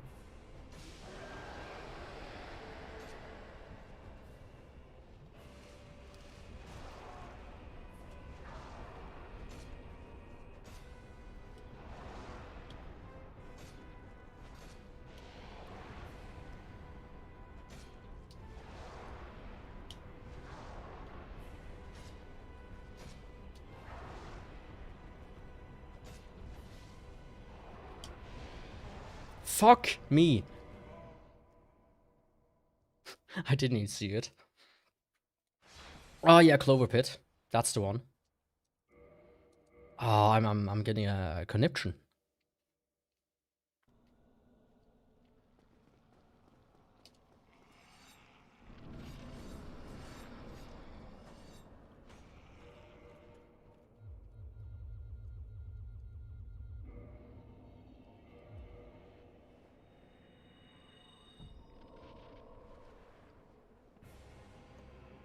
This is just a really unlucky one so far.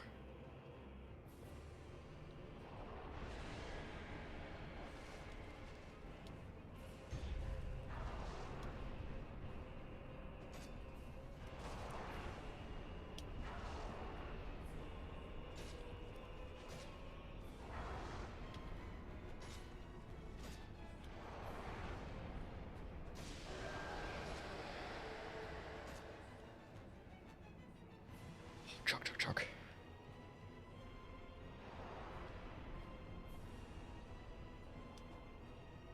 Of course I miss.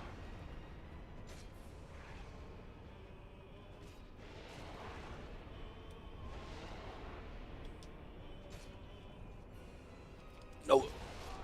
Fuck.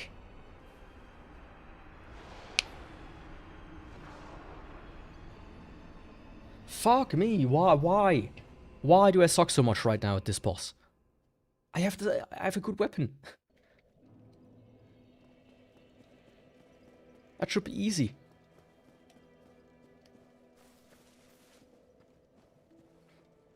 It's a bit too old. I mean, it uses an only text characters. But it is, you know, the game that the entire genre is named after. Since it is rogue-like or roguelite. It's the same when people say Souls-like.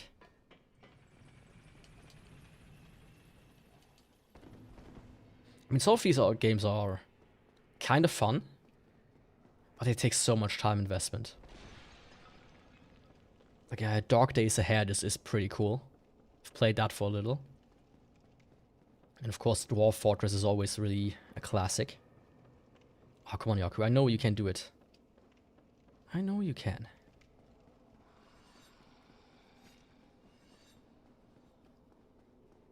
But yeah, it's definitely... It's very old.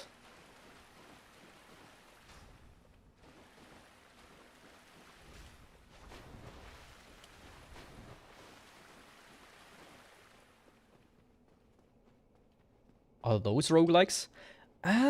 Kinda. Not really. I mean, they are randomly generated to some degree. Do you know Project Zomboid, by any chance? I would say that's the closest to Dark Days Ahead, or whatever it's called.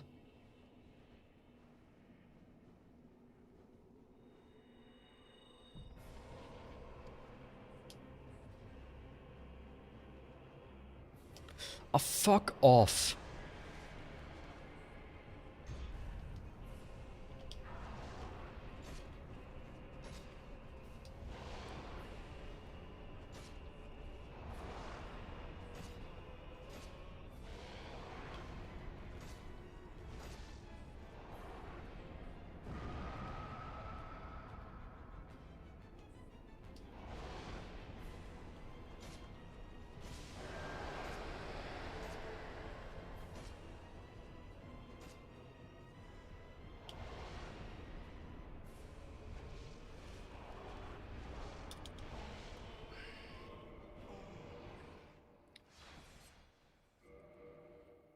There is no way I'm this unlucky. There's actually no fucking way. I am floored. I am floored with how unlucky I am right now.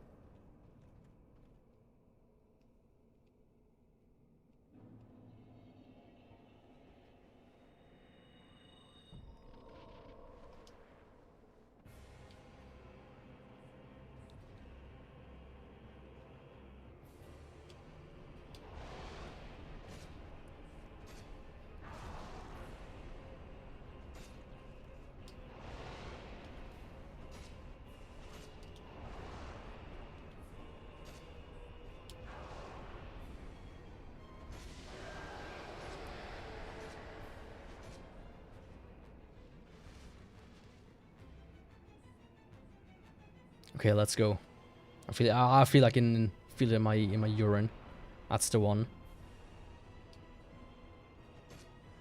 Or not.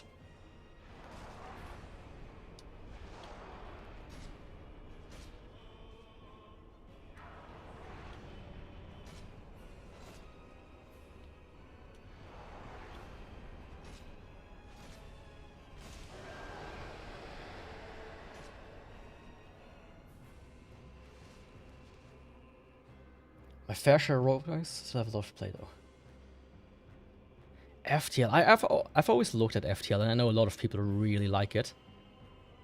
But I never got into that one for some reason. But I know the people who do like it, they really like it. Can I survive this? Barely. Let me chuck. Oh, no fucking way.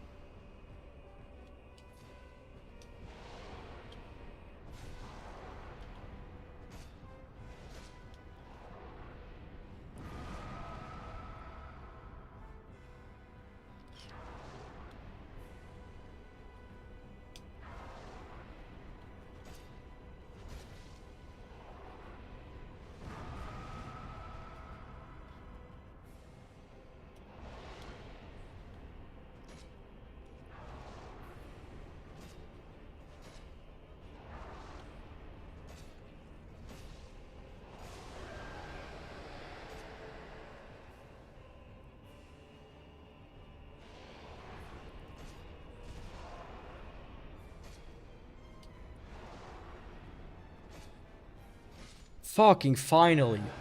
Holy fuck. Okay.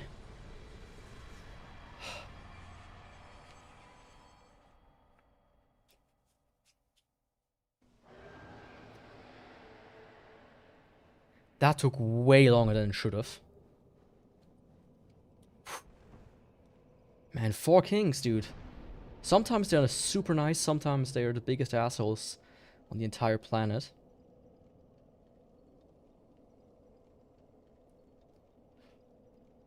But yeah, roguelikes. For me, the big problem with them these days is just time investment.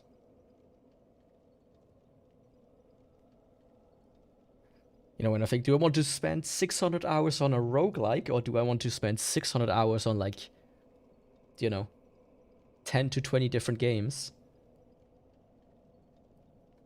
Let me do some easy ones really quick to get blood sugar down a little.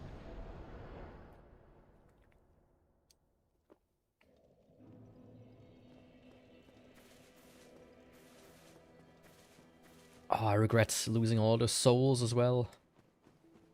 That's not nice. You don't even get me started. I'm gonna start a genocide.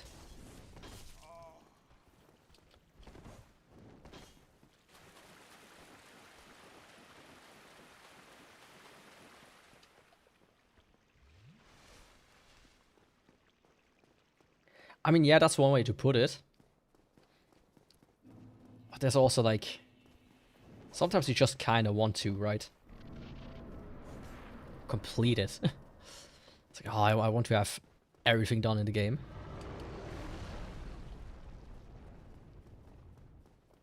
That just takes eons sometimes. 4 roguelikes on your phone.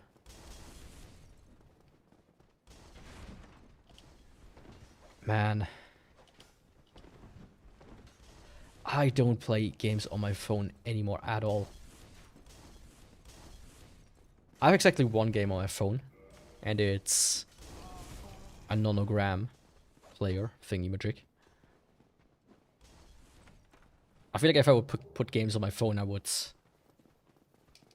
succumb to a dark world. Not planning to finish all of them, any of them. I mean, that's one way to do it.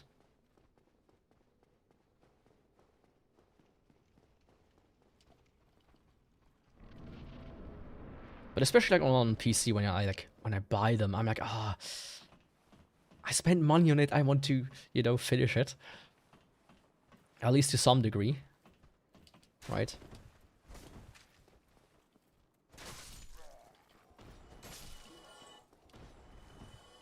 That's always the thing that kinda gets me. So I can switch those out again.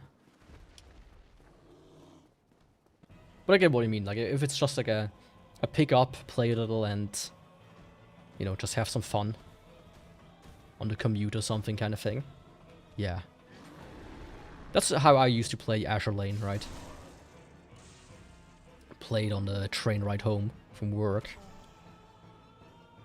You good?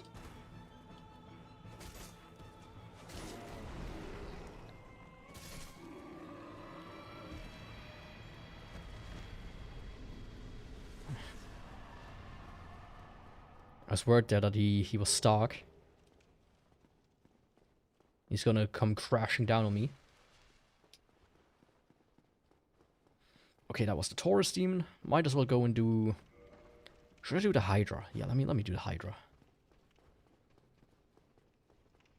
While I'm at it, let's do the Hydra.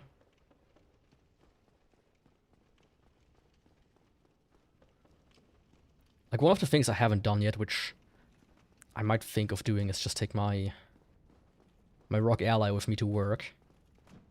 Fuck.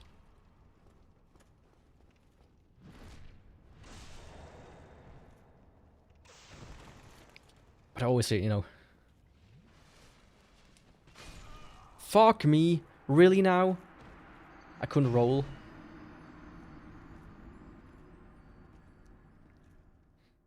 If I don't want to play it, enjoy it, not necessarily finish it. It's not a task to complete, but something to do in some free time. Yeah, that's a good way to look at it.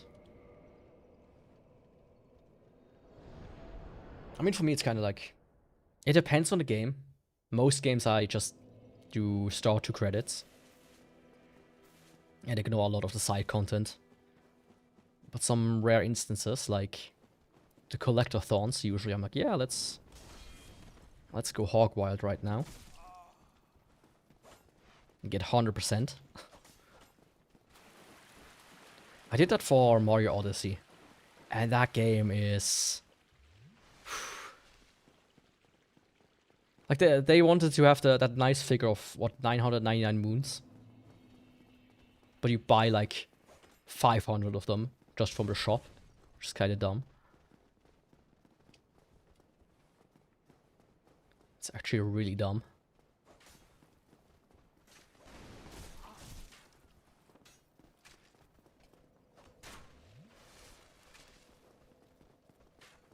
But I do like to at least finish a game, right? I don't need to complete it, but finishing it is nice. Especially when I look at my Steam library and I'm like, oh, there's only 100 games in there that I haven't even touched yet. Let's go. Let's buy 5 more.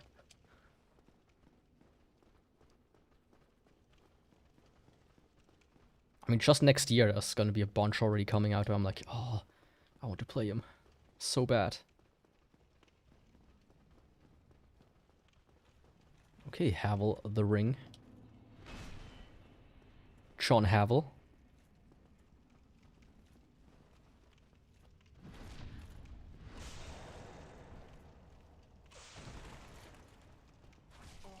Ah, you dickhead.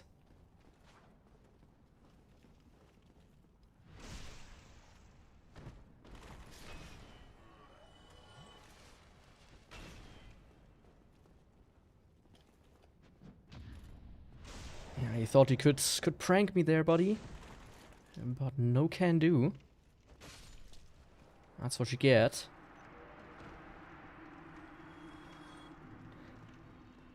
For some games, yeah. For some games, I definitely do. But I feel like, you know, there's a different way to approach completionism. Like, that's the whole idea of people who do achievement hunting, which I feel like is a bit over the top.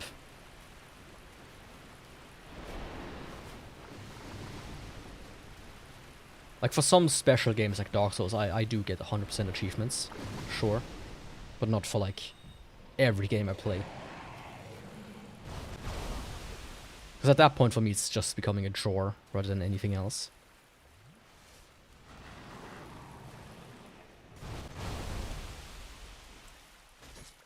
It's also a choice not seeing anything. Game.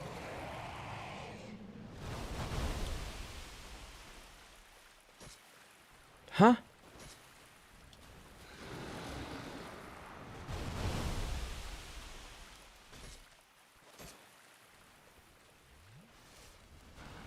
God, I love the Hydra.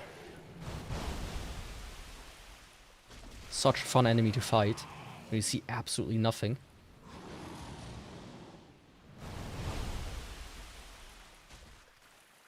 I do enjoy some of the achievement hunter videos though, where people complete games too with all achievements. Because it's interesting to see, right? What kind of bullshit these games sometimes contain.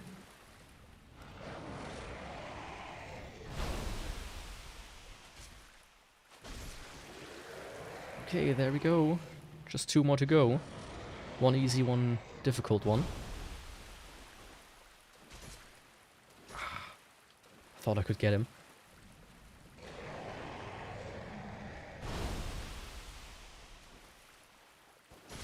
There we go. Just one left.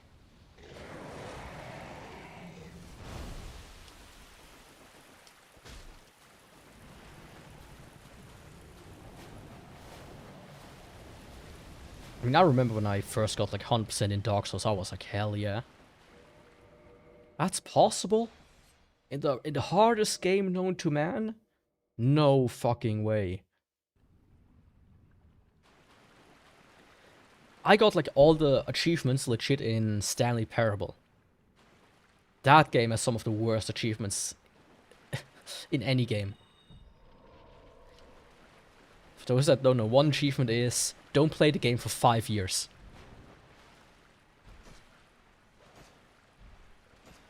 So you could either just change the calendar, or you could do it like me and do it legit. Now imagine you accidentally, you know, load it up once. A singular time. Achievement gone. The other one is played for an entire Thursday. And now Tuesday. So the best thing is like you start the game like 10 minutes before midnight, leave it open in the background until the achievement pops, basically. It's kinda dumb. Kinda dumb. Okay, let me do Capra and Gaping next.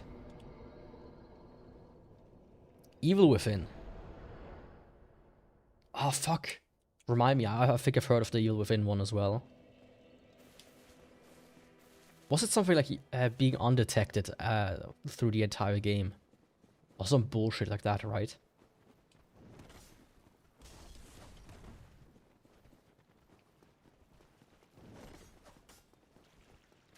It was something really, really annoying.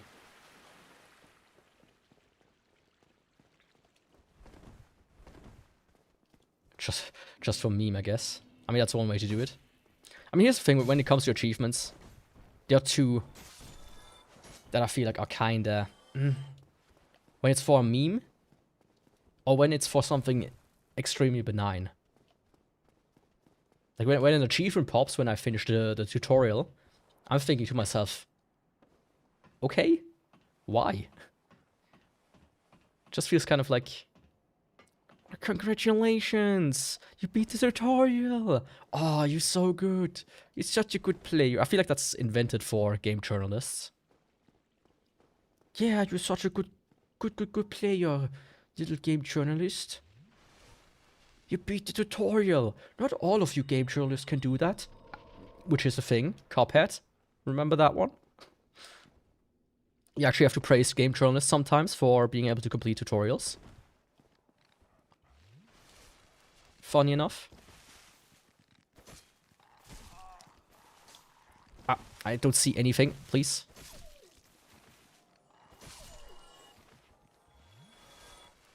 The hardest difficulty.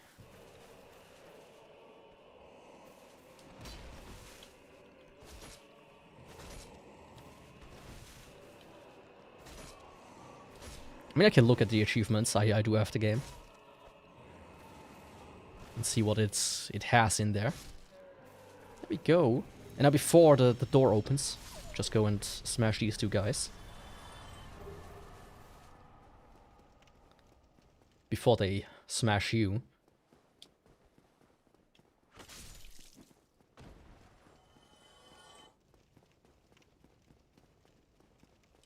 But yeah. That was a good thing, like, I think Microsoft got, like, the guy who was like, hey, we should include achievements in our games. Like, a system where people can, like, get points and track them and whatever. I think that guy got a promotion. That guy's probably a millionaire. No cap, for real, for real.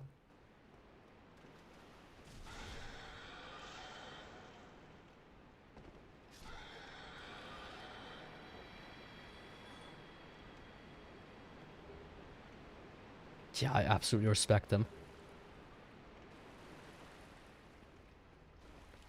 Or I remember the guy who was like, what was it? Elden Ring needs an easy mode. And the follow-up article was, I beat Elden Ring with cheats and I'm proud of it. It's like, good job, dude. See? It doesn't need a built-in easy mode if you can just use cheats.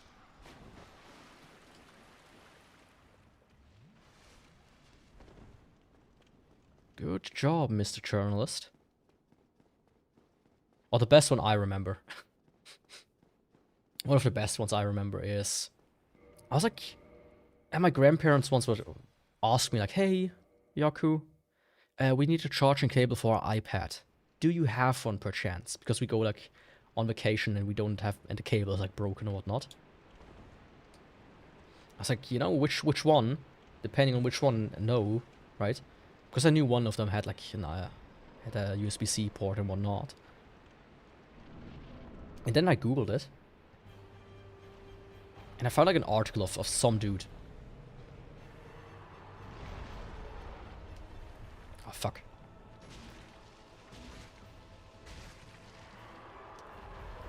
And the first article is like, here's why Apple having a USB-C jack is not good. And it's actually really bad for us all who use Apple products. You're basically complaining about it. And then in the sidebar was like a recommended article by the same guy.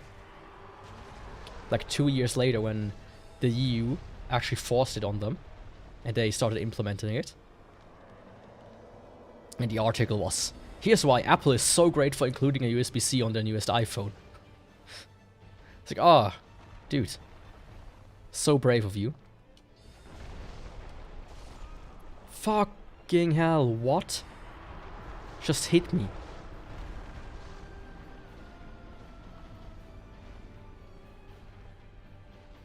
Don't be ashamed of using Mimic Tier, I used it as well.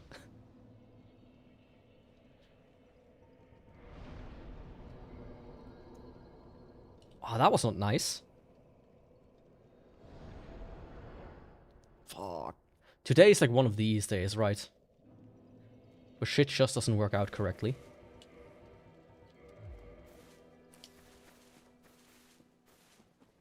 Let's grab one of these.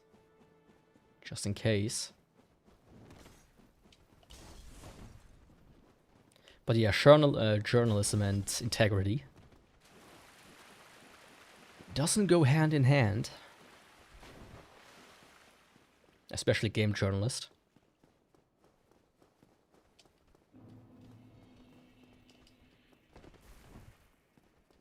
It's basically the I want to be a doctor, but I ended up becoming a vet kind of meme. Ah, don't worry, it's just a hand. I can play with a broken hand.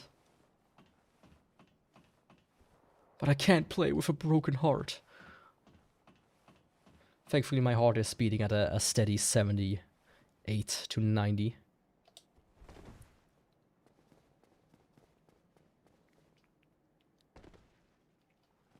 Otherwise I wouldn't know what to do with myself.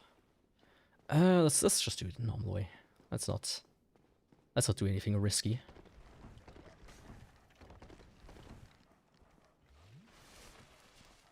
Today we play risk-free.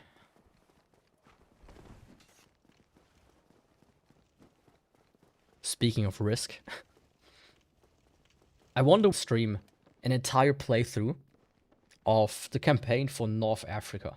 I think it was. Live on Twitch. That's like it's like one of these strategy board games. And it has an estimated playtime of something across... Something in like the ballpark of 2,000 hours.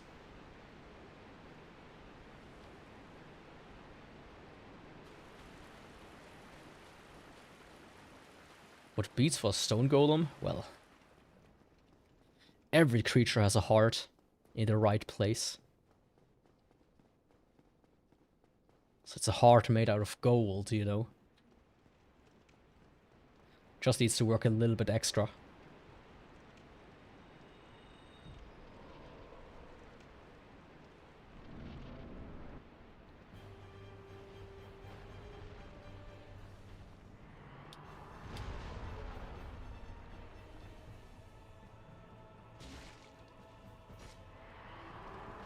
Yeah, fuck.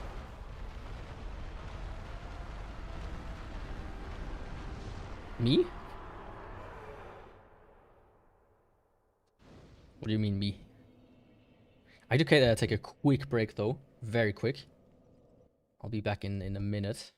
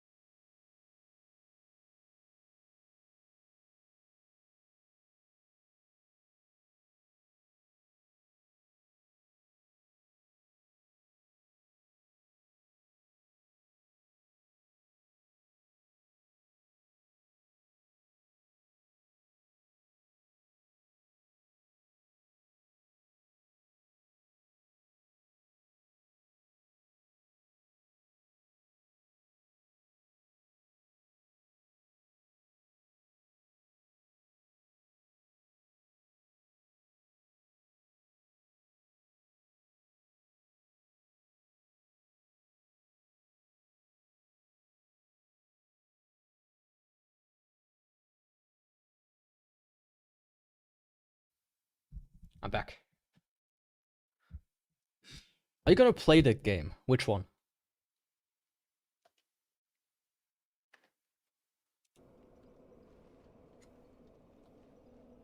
Yeah, my Ring of Sacrifice shattered, I know.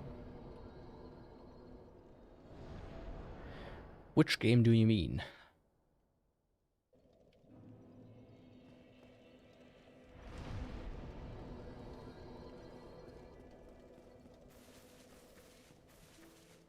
You mean, Evil Within?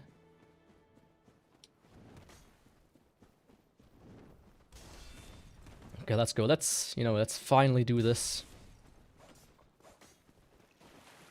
Let's kill this guy.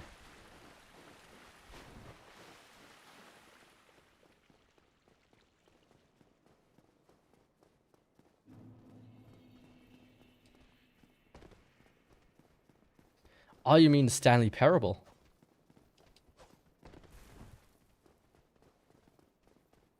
Oh, the campaign for North Africa. Yeah, probably not.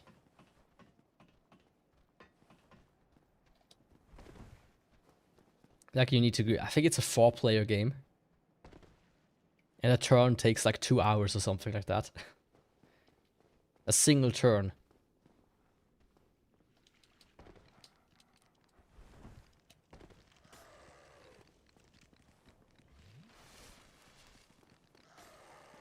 I think whoever pulls it off, I think,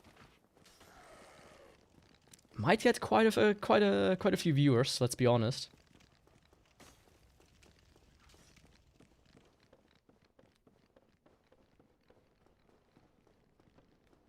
Let's be honest. Okay, let's go. I was just messing around. Doing a little bit of trolling. Accounts. It's a real life board game. It doesn't have accounts.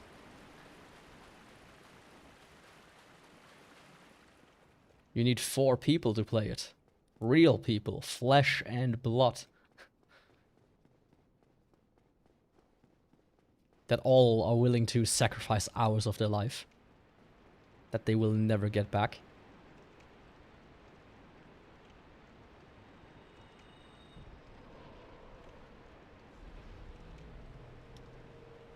But if you're in, we already have 2. Just maybe need to take out a few loans to keep yourself afloat.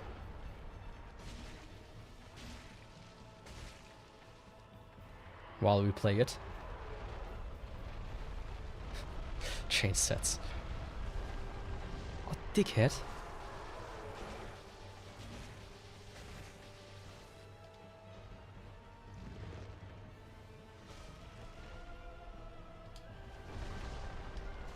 Oh, what the fuck are you talking about?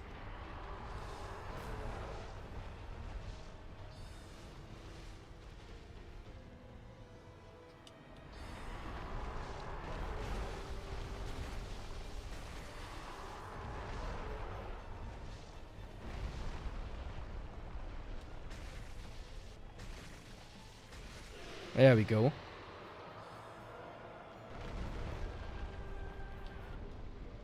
Also had all the wrong rings equipped.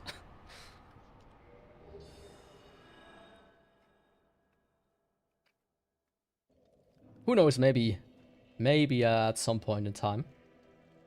Oh fuck, I messed something up. Who knows?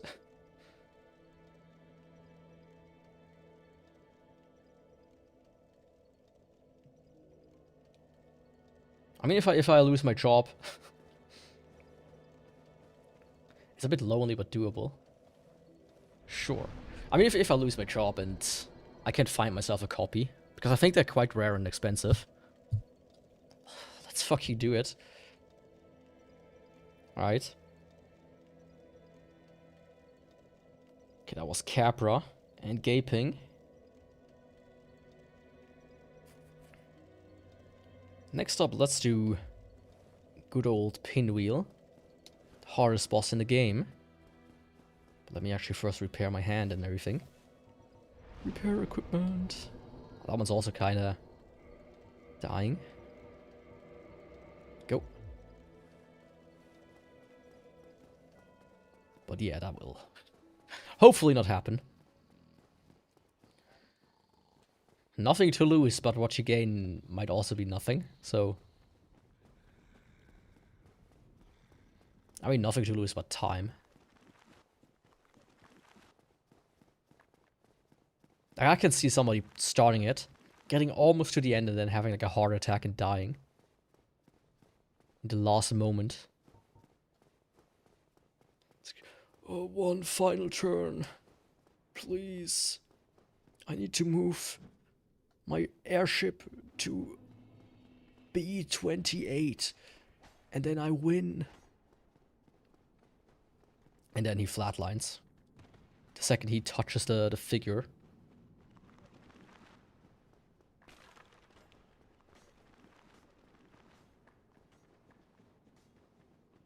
And he will live on as a ghost. Because he regrets not being able to finish this game. But yeah. I think I would rather do all the weapons for every game except... Fuck. Every game except Elden Ring. In the series.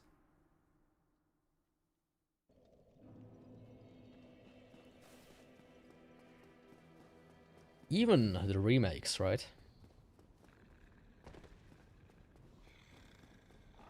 Which is Demon Souls. It's the only one. But today really the worm is in it, I would say. The bragging rights. Wait, did I say 2 years or 20? Because I'm not sure. I thought it was either 2 or 20 years, one of the two. I wasted 2 or 20 years of my entire life playing the sport game. Look at me. So, congratulations, dude.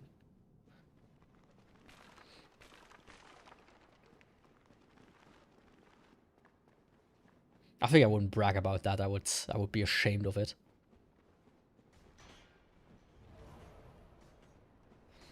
Okay, this time you guys are not gonna fucking kill me.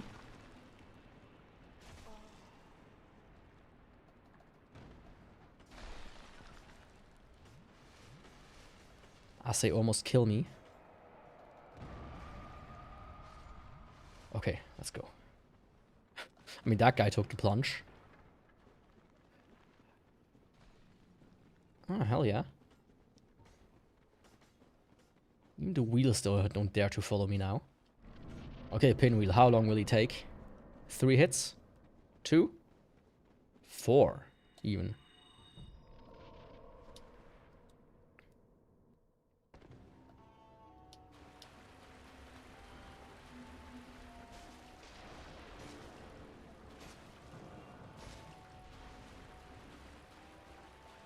Okay. 5. Unexpected. But a welcome surprise. And a Mask of the Child again.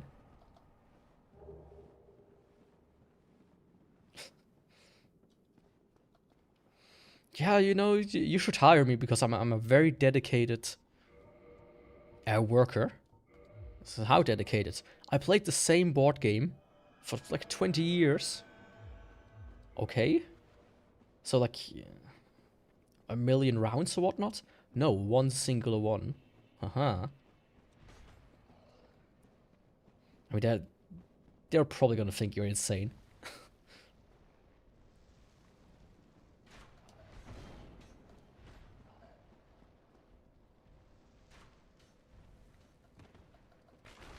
Yeah, they're probably gonna put you in some kind of mental institute.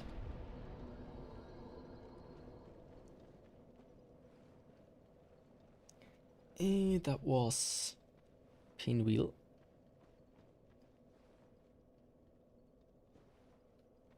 There we go.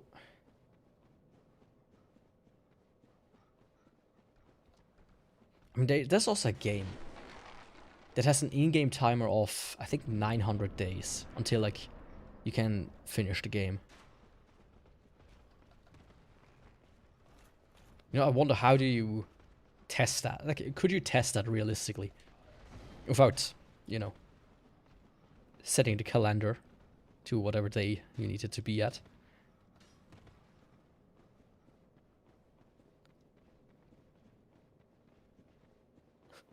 This is the dedication our company needs. I mean, the follow-up question they would ask is, well, did you also train your skills in those 20 years? Or did you play the board game for every waking hour? Well, I just played the board game. It's okay, nah. If you ever apply to a company in current year, it's like, hey, you need to have a PhD in this field, you need to have 10 years of working experience, and the younger you are, the better it is. Essentially, if you're older than 30, older than 25, your chances are pretty slim, bucko. It always reminds me of this. There's like this guy who wrote like a framework for web development. And he applied to a job listing where they wanted 5 years in that framework. Right, and he's the developer, right? But the thing is, the framework only existed for 3 years at that point. So he applied, it's like, hey, you want 5 years in this? I'm the developer. This thing only exists for 3. So do you actually want to hire somebody here, or what's going on?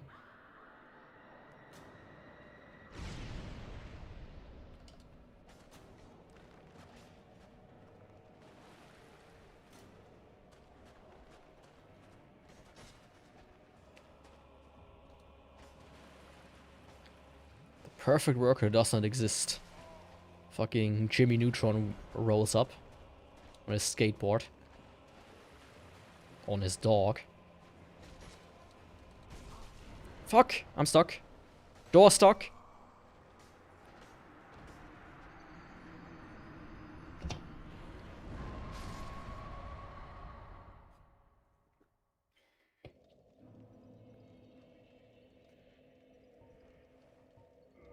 You could say that was getting boned from all sides. And not in the fun way.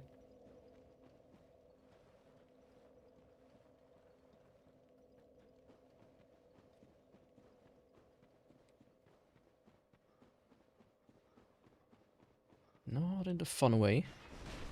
Come on.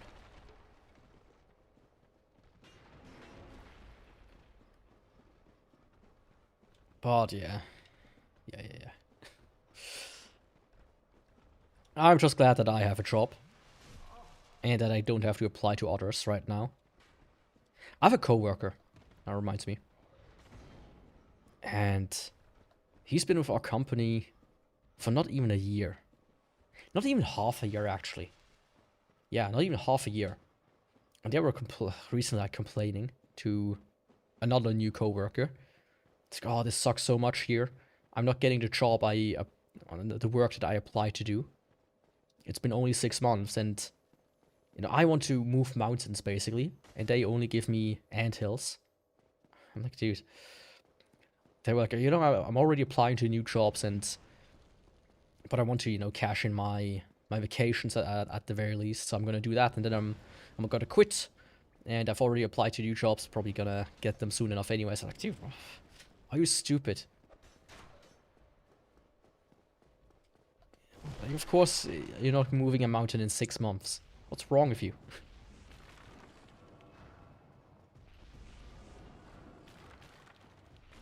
You know? You're not like these Romans that built it in 1 day.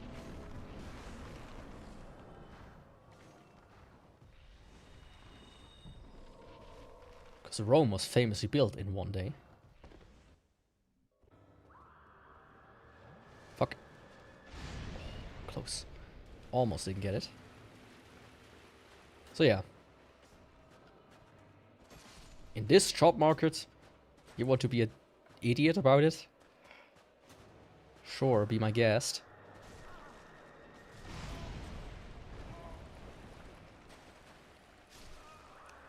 Fuck me. I could get another Scythe, I could make it holy, but I just need not to fuck it up so much, Yaku. But today really is... I don't know, man. I should have started later. The way it's going right now.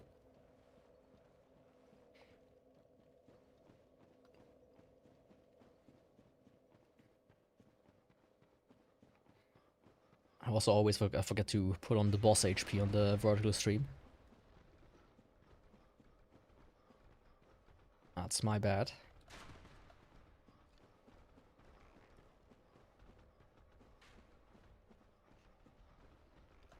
Don't move mountains in 10 to 20 years.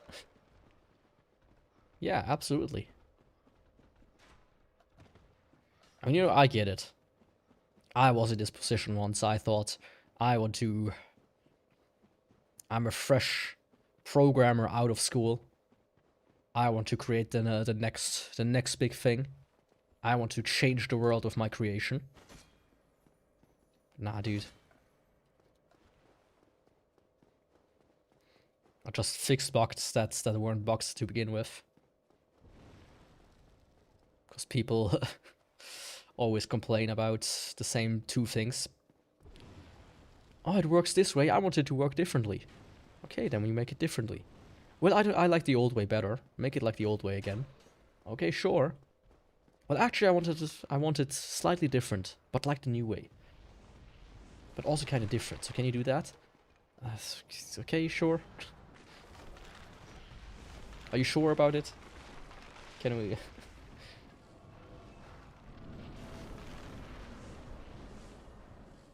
Yeah.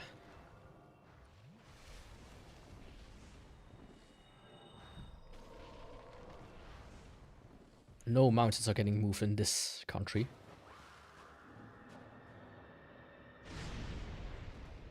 I'm not that ambitious. Ah, come on. I believe in you.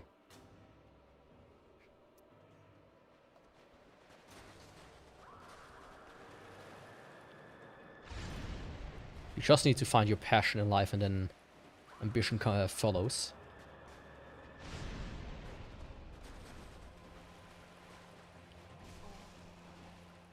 Holy fuck, Nido, can you finally just come over here?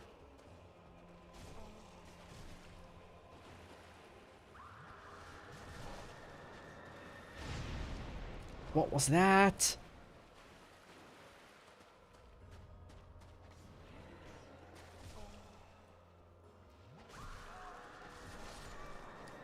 Oh, what the fuck? Okay. Seriously, though. How long was he stuck back there? Usually he's, you know, at your door within 5 seconds.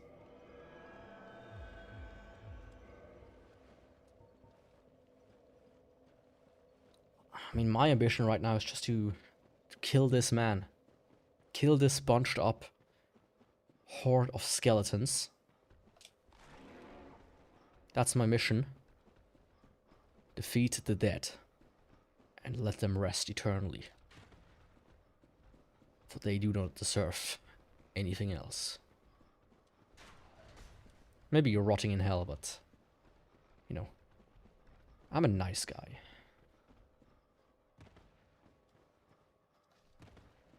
I don't wish eternal damnation on even my biggest enemies.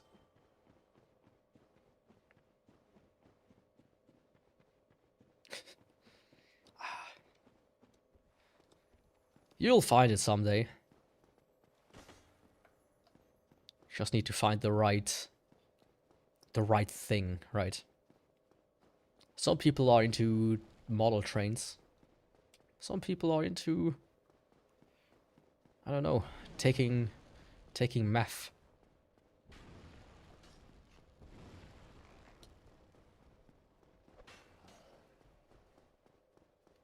One day you'll find it.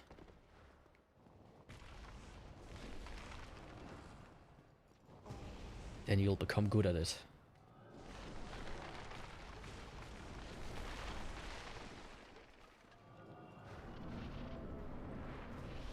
Okay, come on, Nido.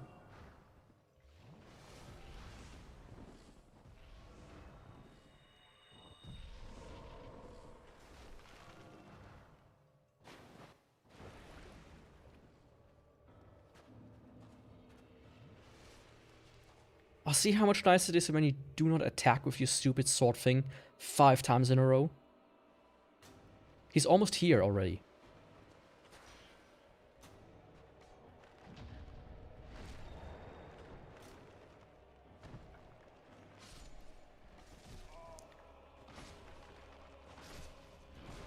Oh.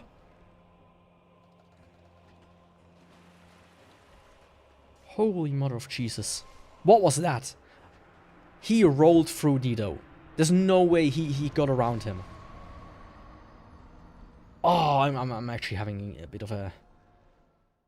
I'm actually getting mad, kinda. Passionate about not being passionate. That's one way to do it.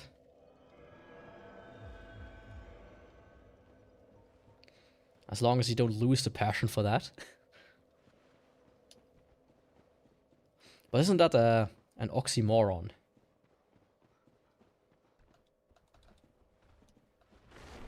An anti-pattern.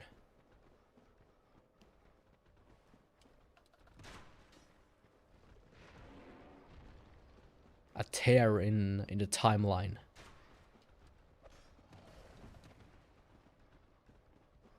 I've said everything except the word I'm looking for.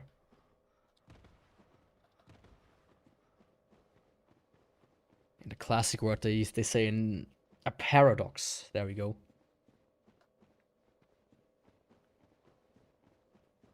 It's gonna create a rift between timelines, and the merge is gonna happen. Which merge? Well, all of them.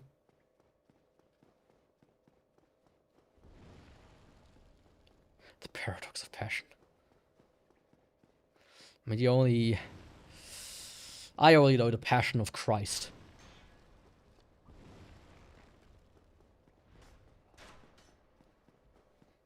And the passion I have for killing this dude.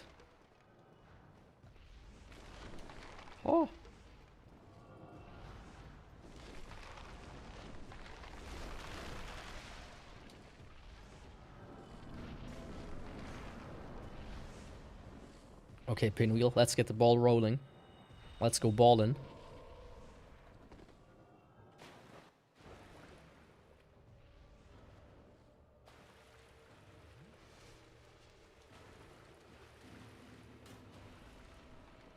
Let's play some ball.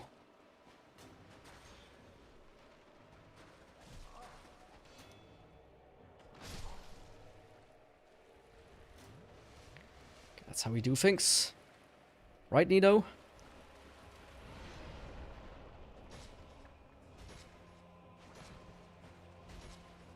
Sit down. Yes, thank you. Fuck! Fuck! Fuck! Oh! God fucking damn it, why?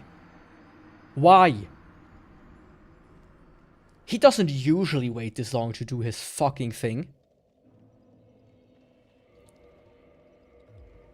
Oh, today is... I'll tell you, today is one of these days. Where the worm is in it. Right? As we say in German.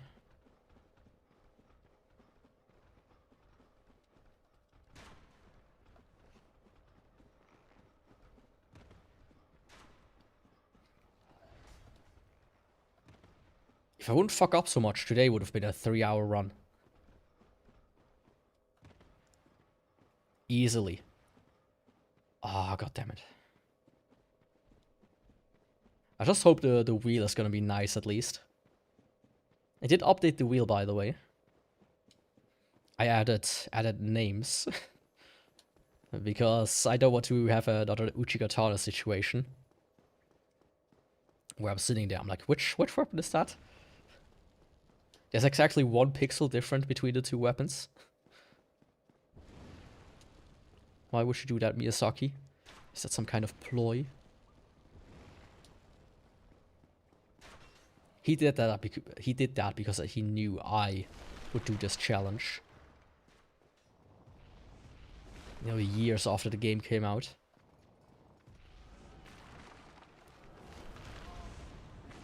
You know the reason why it pisses me off, actually?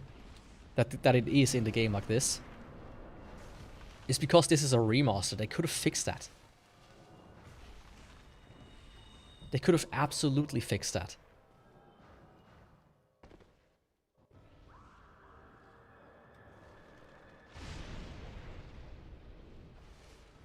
Yeah, man, don't even try.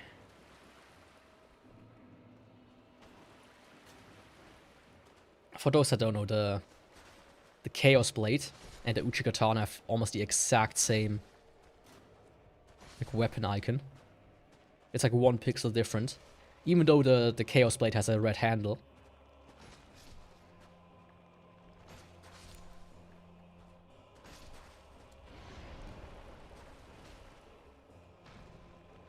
So it's like very strange.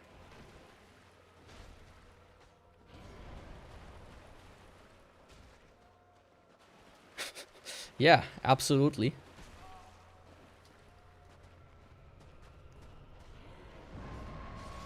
There we go.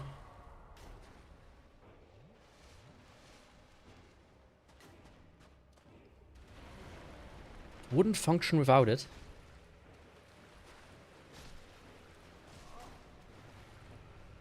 Yeah, you're gonna die, buddy. Trust me.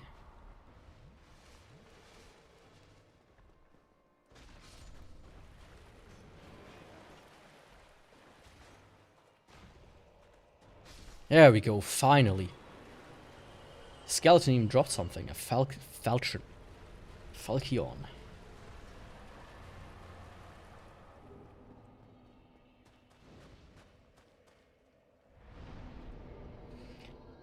Okay, let's see. Nido done. Let's do Priscilla, Gwendolyn, then Scythe, then DLC, and then finish it. That's gonna take maybe an hour maximum. Hopefully. I see it already. See you in 5 hours already.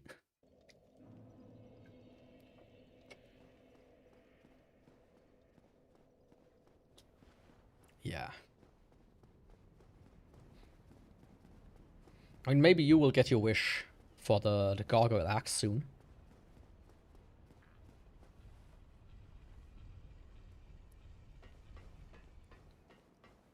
Who knows?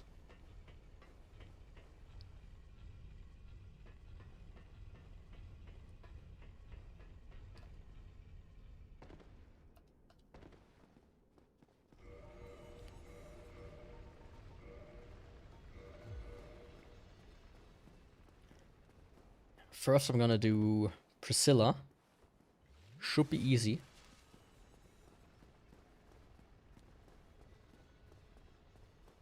I stay for 30 more minutes and I have some work to do. Well, I hope you're passionate about that work.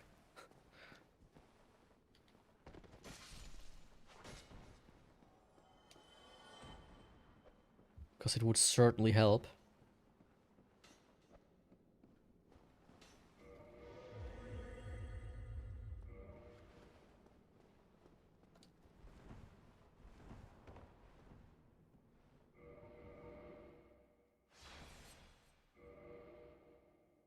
Okay, time for the painted world.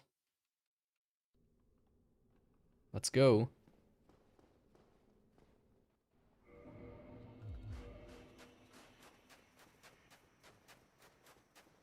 I mean, the thing is, here is the best farming spot in the entire game. And as I said earlier in the stream, using this spot to get to max level is like 700 hours worth of farming. It's actually kinda insane.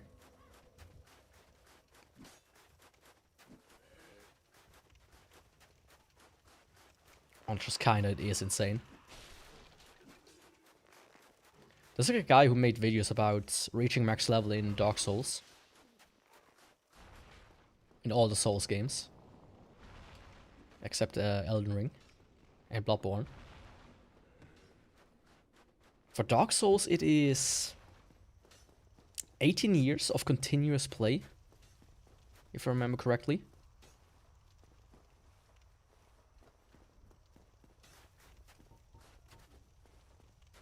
And for like Dark Souls 2 it's like 2 years. And for Dark Souls 3 it's also around 2 years. You can put passion on anything at this point. I'm passionate about being alive. I mean that's not a bad thing. Because there are some people that aren't. Especially after losing all their money in CSGO skins.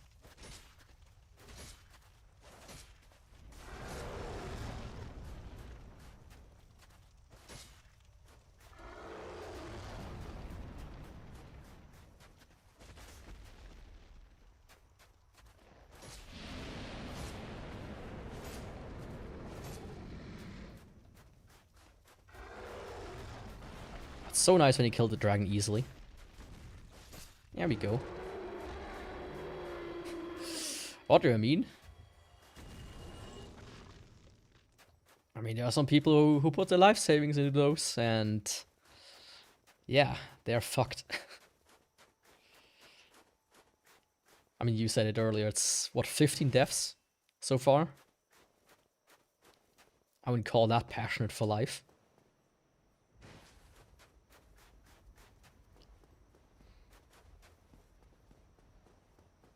I mean, China it's still deaths. So, but speaking of death, it's Reaper against Reaper. Are you ready, Prisky? I expected as much from thee. Why does thee hurry toward thine death?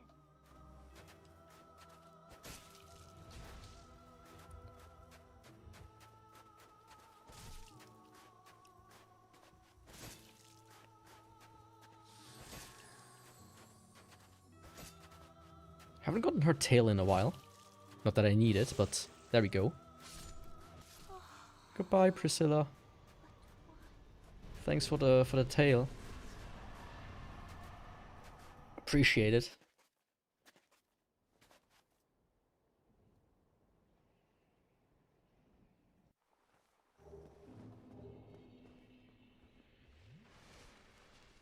You get a twin humanity from her.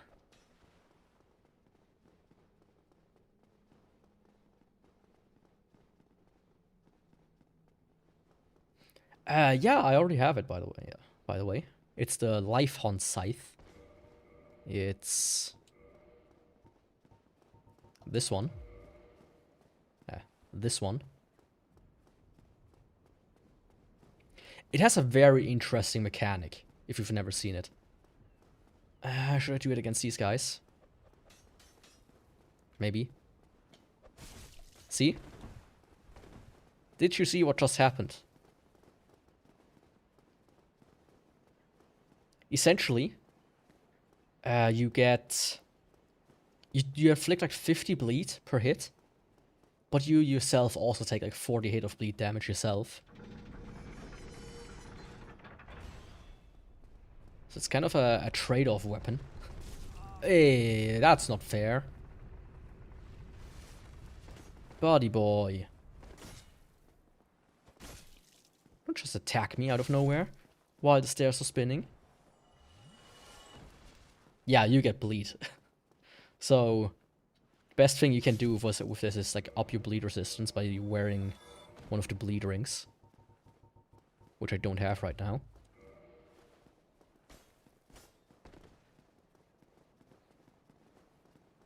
That's the best scam. The one where all sides lose.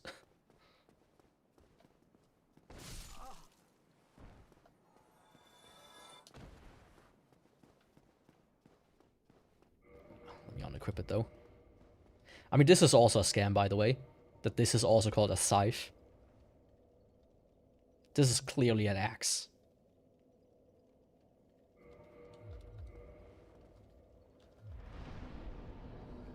Let's do a fun one. I could use the ring, but fuck. Let's do it this way. It's been a while. First try? Nah, of course not. It looked good though. Okay, that one looked perfect. Yeah, see. Perfect. Oh, fuck. There's one thing I want to try.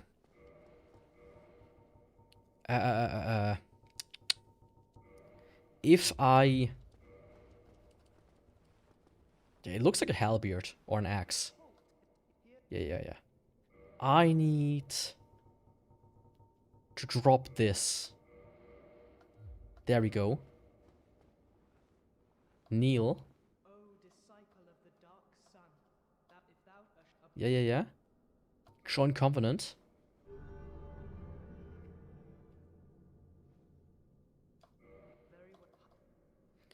And then let me offer souvenirs of reprisal.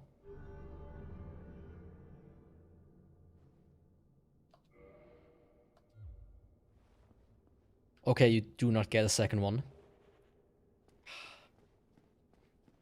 So I might have to give myself a second one once I pull this one, just to keep ambiguity down.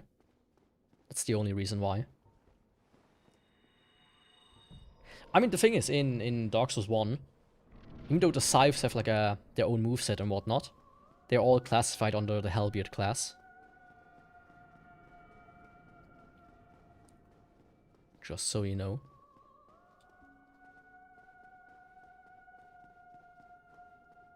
It's kind of interesting how they were kind of like, okay, we want these extra weapons, but we already have all the classes established. So what are we gonna do about that? I'll just shove it in there where it's kind of fits the closest.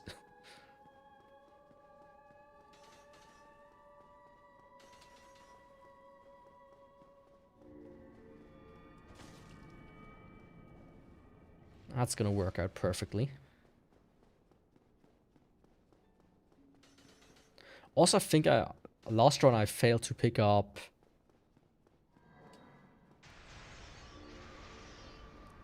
Sunlight Blade. I think I have only 25, even though I should have 26.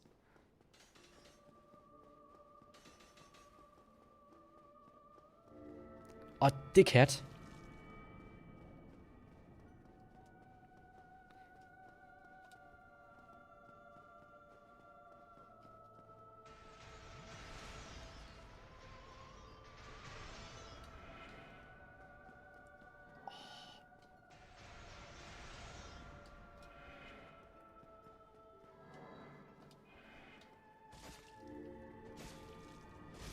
There we go. Soul of Gwendolyn. That's how we do things. Just do this. Yeah, let me check. Oh. Yeah, I have 25. Shit. That's not good. I used to, I use them as a counter of how many run-throughs I have. But now that I miss one, I need to maybe... I don't even know how I would give myself one. Too bad. Has an axe classified as Claymore too. So you can slap others with a big fish to it, I guess. What class is the big fish?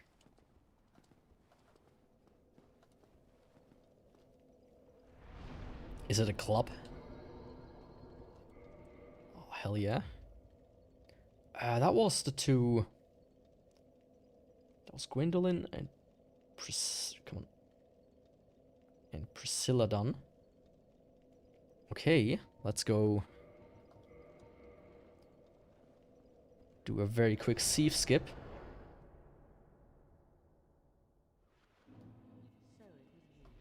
Yeah, it was me. What are you gonna do about it?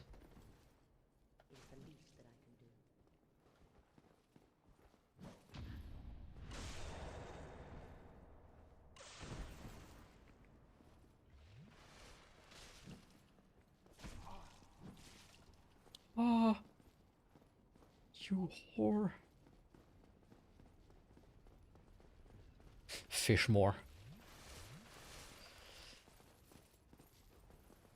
Is it at least a swordfish? Or is it just like a mackerel or something?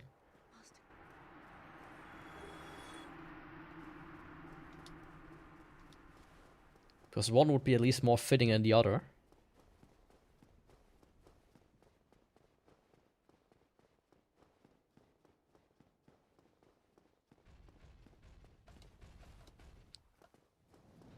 There was also a game I played this year that had like Enchanted Arms, another From Software game. Had like, I think a carrot or something as a sword. Just a big tuna. Of course it's tuna. Of course.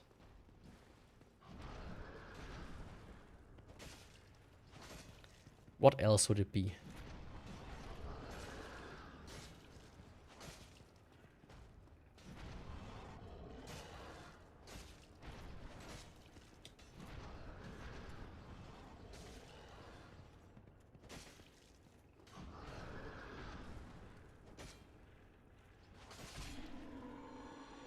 And they just have so much health.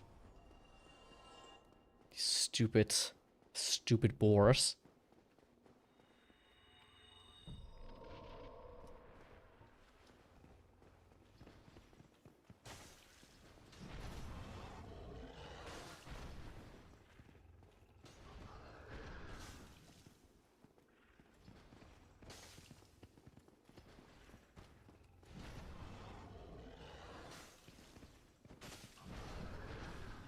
There we go. Target eliminated. He even dropped his helmet, but fuck that.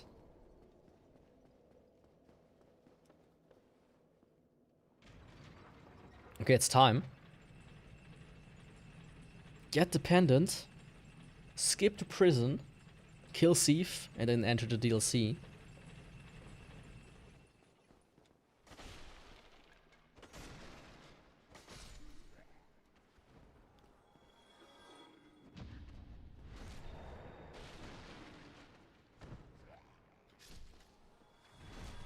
Perfect positioning.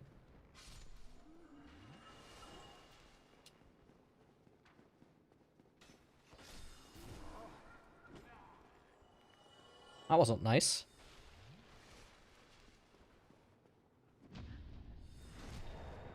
Technically, you could also parry the boars, I think. I thought that was a thing. You good? Okay. Just ignore me then. I don't mind.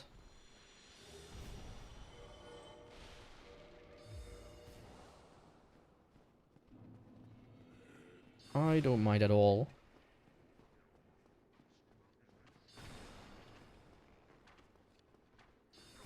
Hey guys, how's it going?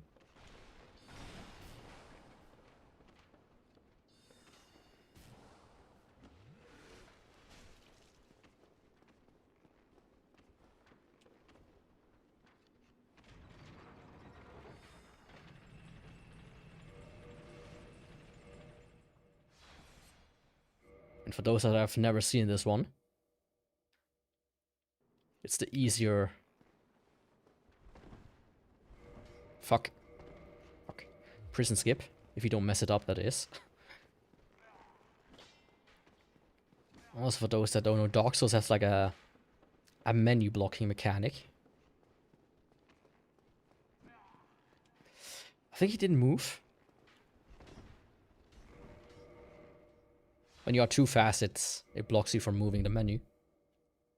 Or moving around the menu. Okay, perfect. As always.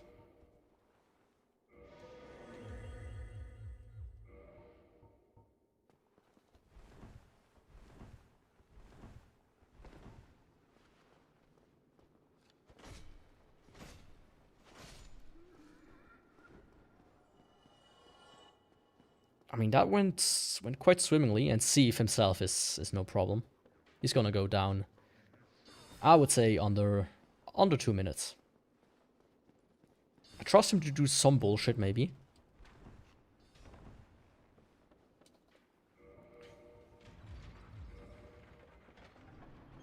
But you never know. Maybe I'm just getting really lucky as well. I'm so thankful, by the way, that this skip exists, right? If I would have to do the prison section every time, oh, it'd be so boring. I think it's a really fun thing for the first time. For the first 2-3 times. But man... 50th time, 100th time or so. Maybe not.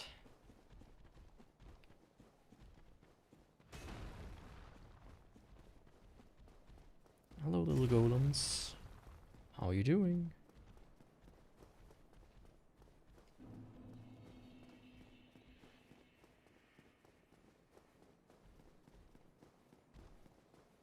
So quickly mentioning Elden Ring again.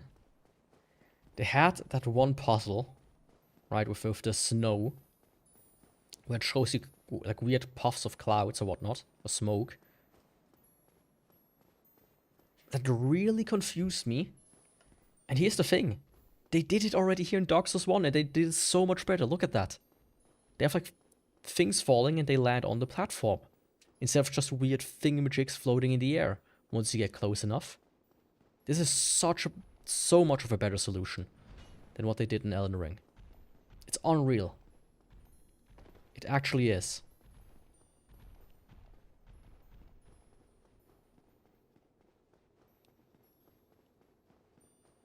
Like, From Software always like... They did something good before, and they sometimes just manage to fuck it up again. Somehow.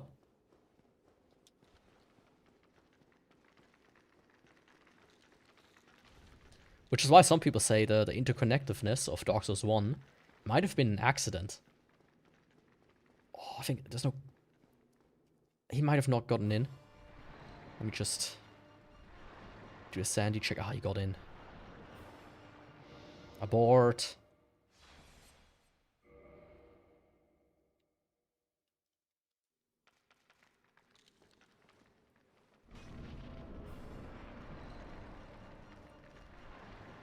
I don't want any clams in my arena.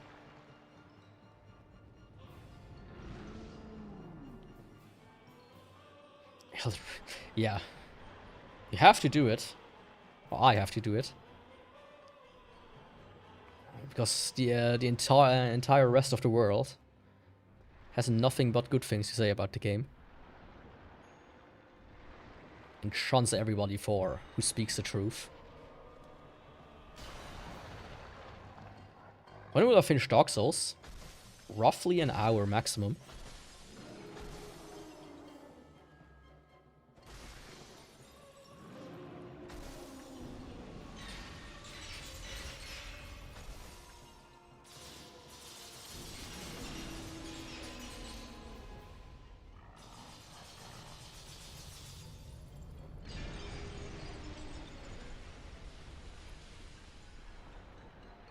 I mean, this run ends for today, but all the weapons I still have like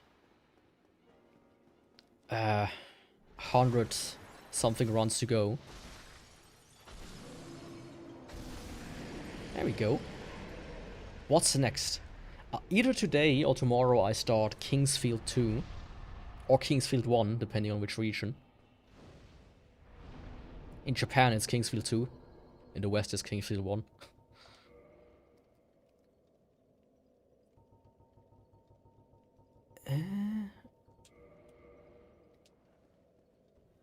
That was Scythe, which means it's only Gwyn for the main game and the DLC.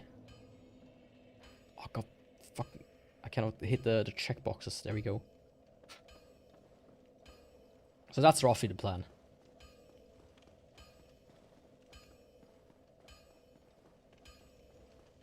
So in the, what time is it, 2? So maybe at like 8 or so. If I'm gonna do today, I will do the next one at 8 PM. Because I still need to do a 10-kilometer walk. And cook dinner. So that together is already like 3 hours of work.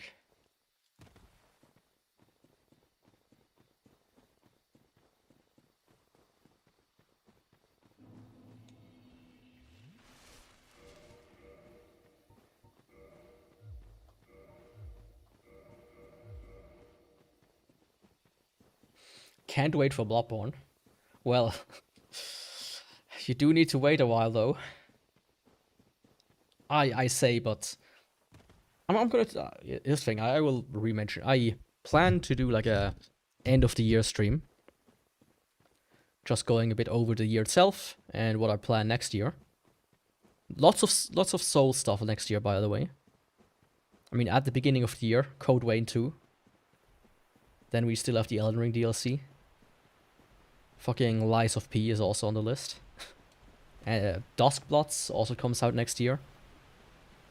So potentially that will get at least 1 or 2 streams. But yeah. But what I said is like, if I finish this project, and I'm in the mood and I still stream and whatever, I will do Bloodborne next. In the same format. Hopefully. And maybe if I, you know, this is like a huge if.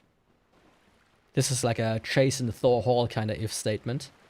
Where you are 100 ifs deep, right? Huge if. If I make money with this, that I could live off of it, I would just do them in parallel. Fuck it. I might even do Demon Souls. Or Dark Souls 3 or 2. All of them in parallel. 1 run a week. At that point, I wouldn't care anymore.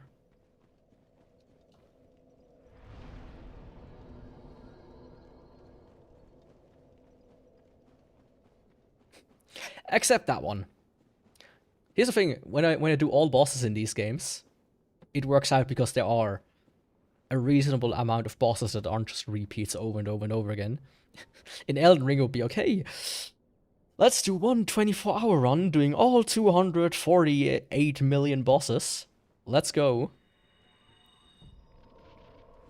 With the fucking... I don't know, what kind of weapon exists? A food ladle. I forgot to equip the right ring. There we go. Hey, big guy.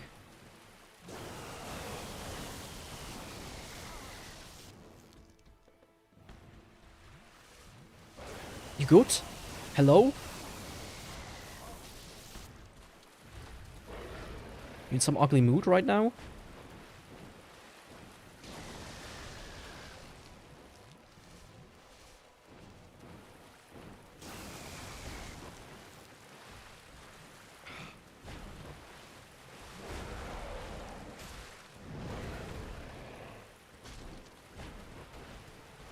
I mean, that's respectable damage from both sides.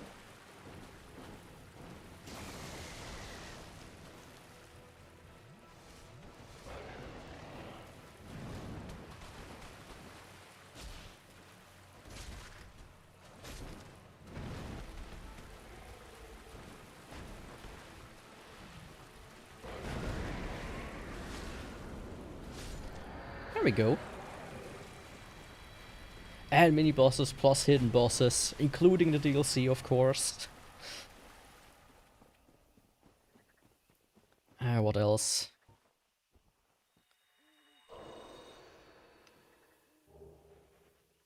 Collecting every item. Randomizer, of course, adding that to it.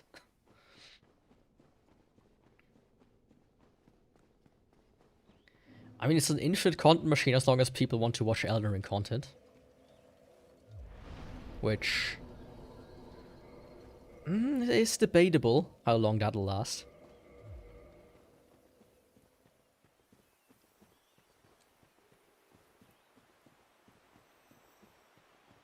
Very debatable.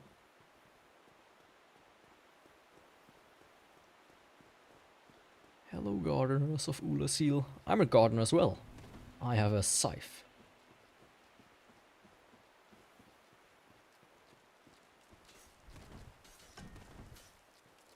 You know, I've said it before and I will say it again. Even though a scythe is an unpractical weapon, it's a cool weapon. Honestly, if there are scythe in games, I will use them. Trust and believe.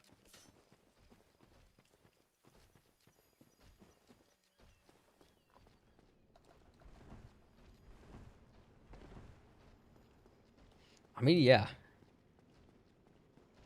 You never know. I mean, Dark Souls 2 certainly doesn't have a good reputation.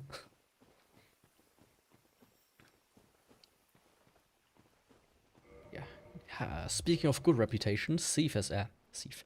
Victorious has one. It's time to flatten him.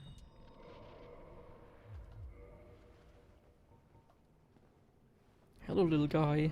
How's it going? You in a good mood?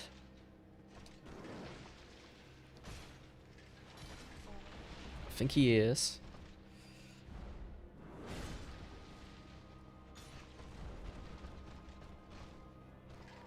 Man, that damage is wild. 600. Let's go.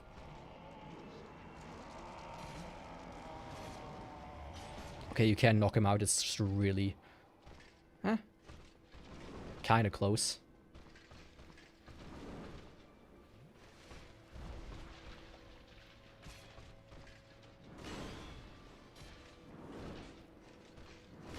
Fuck, what? I thought he was attacking, but he was just walking forwards.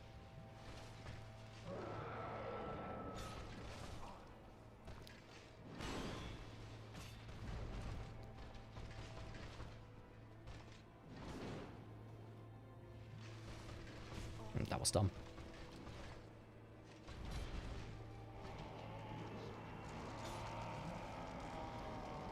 Yeah, I'm not gonna risk it.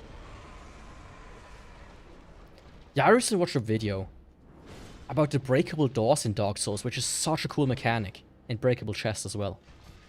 Which I really wonder why they never did that again. There we go. Or the wetness mechanic as well. Like in Dark Souls 2, for those that don't know, when you have a torch and you roll in water, the torch goes out. When you are wet, when you like go into water and you are wet, you are resistant to fire, but you take more damage from lightning. It's such a cool mechanic, which makes me wonder why they never brought it back again. Like I said this before, right? I think Dark Souls 2, Ugly game. Really ugly game. Let's be honest here. It has a bit quantity over quality going on. But man, they did some cool stuff with it. They had some cool ideas. That one thing where you go, you know, you have to go find a pig and lure it all the way to some spot, and then it digs up a weapon for you. The pickaxe. So good. Why wouldn't they do that? With every other game, it's beyond me. Really. So many good ideas, and it's just... Yeah, let's not do them ever again. Let's not do the fun stuff. Let's just do the same shit we have always been doing. But yeah, as I said, I will probably at some point do a Souls marathon. Fuck. Ah, I messed up the timing. Right. I went from the middle of the switch. But for this one, you need to go from the edge.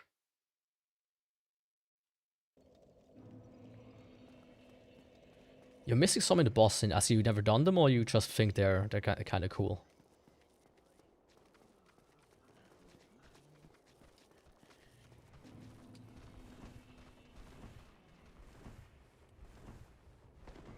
I mean, the thing is, like, Sin is this cool boss. They always did it. Like, dragon bosses always used to be cool. Right?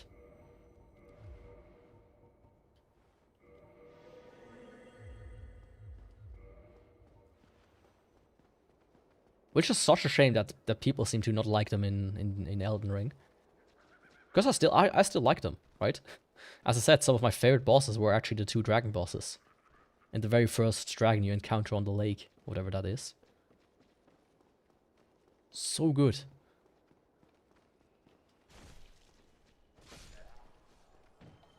Oh, large tie-dye shard! Hell yeah, I was missing that. Why are you here? You're supposed to be over there. Huh? Okay.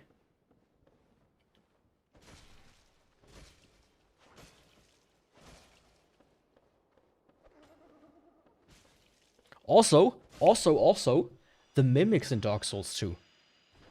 Huh? What's up with that? In Dark Souls 2, they aren't the ones that stand up on 2 legs. They are like on 4 legs, and they're way creepier. They're so much better. Some filler dragons. Yeah, you mean like 20. But yeah. I mean, I enjoyed the first time I found like the lightning one. I enjoyed the first one. I enjoyed fucking Fortisax. And Sidious, or whatever his name was. So good.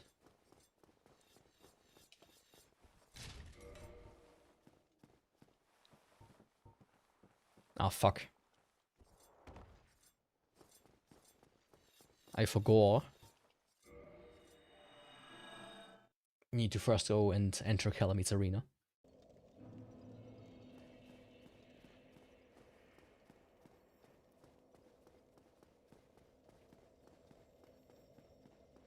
That's also a mechanic I wish they would, you know, patch out.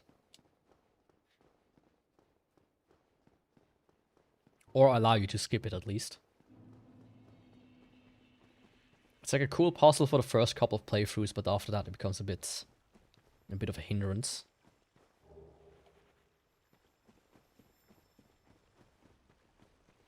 There's another one. Even more dragons? Holy shit. I mean, I looked at the boss list. I don't think I remember there being another There's a Dragonkin, right? Which also a Dragonkin of Noxtella, whatever his name was. Also pretty cool boss.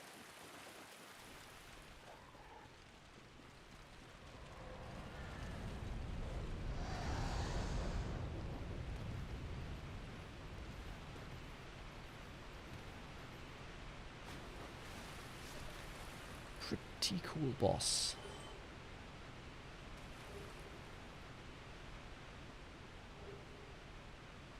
Hey Calamite, how's it going? I'm gonna piss off right now. There we go.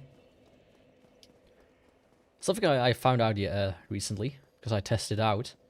When you go around the other outside, with the trick I'm gonna use in a second, you can actually just walk up here, and with a bow kill a Taurus from this spot here.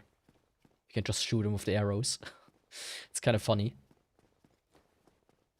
And as long as he's not dead, actually, Goth does not spawn. So that's pretty cool.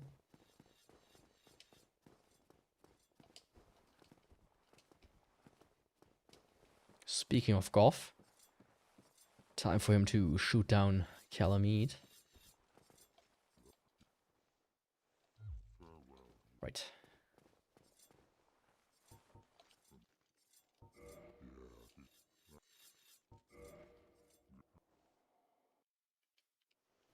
Perfect.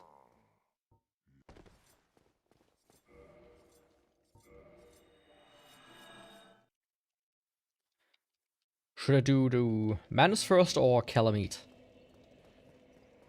You got until I arrive at the split.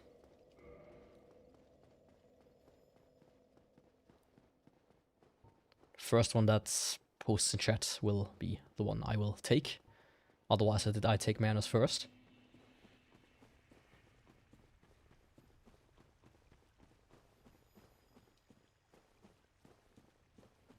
Manus it is.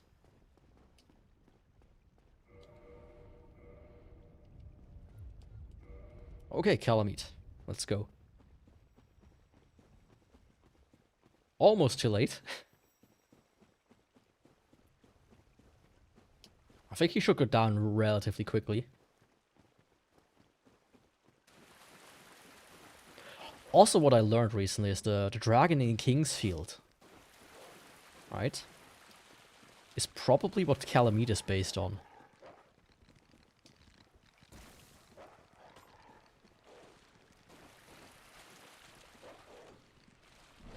Yeah, chat delay. It's... In January, I should get fiber internet finally, so... Then I should be able to set all the delay to as little as possible. That's gotta be great. Finally, fiber internet.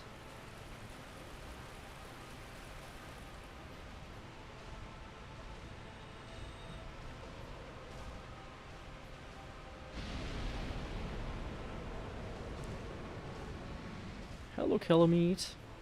With your weird eye.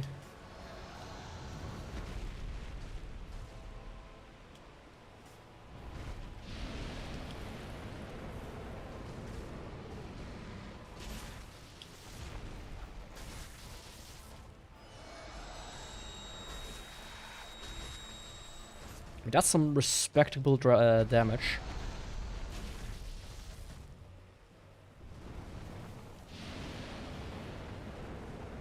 That's for sure.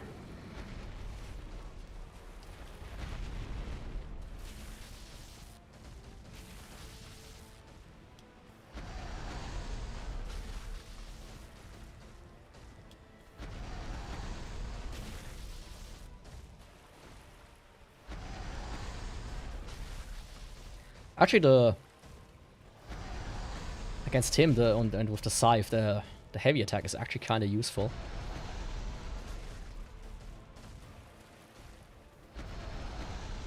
I mean, we can do that until the fight ends. That's really what you want to do. I don't have a problem with that. And neither do you, apparently.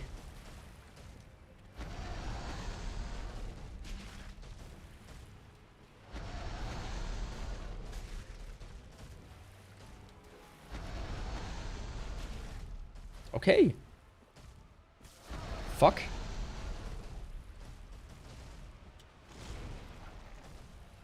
Yeah, let's not die right now. Oh, come on, really? Lanciax. The third one doesn't ring a bell. Yeah, that was insanely quick. God, I love the Scythe. So much so that I was looking in the wrong direction the entire time. Oh, it's actually good. It's a really good weapon. Oh, I just love it. Such a good weapon. Imagine how easy it is on just new game. Shit. Wrong item. I only have 30 of those. I need to be careful.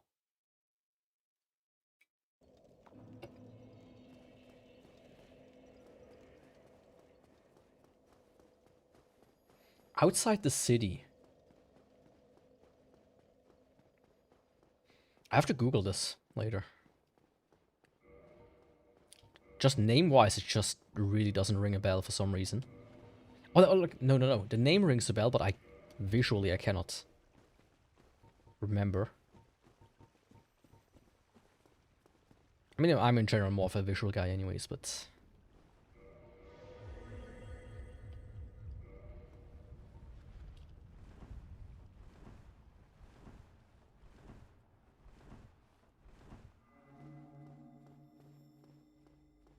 Oh, come on. There we go.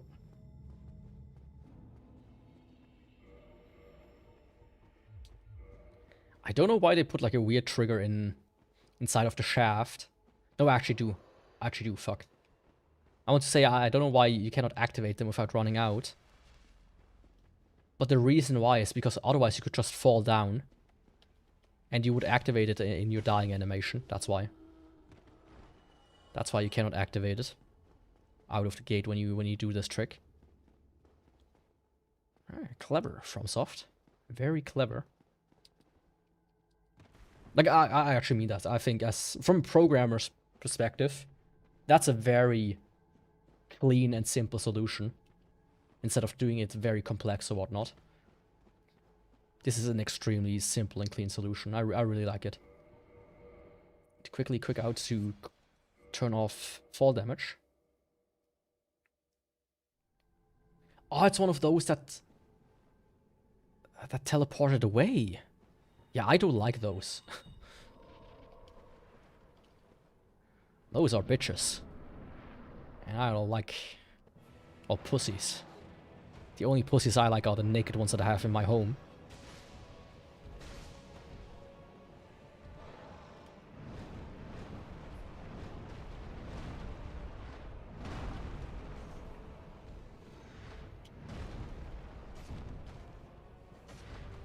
What do you mean I missed him twice?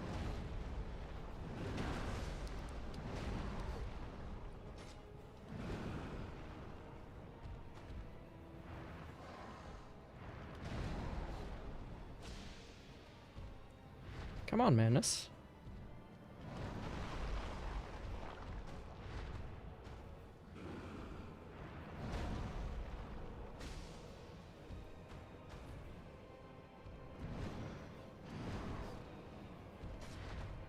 Don't jump away.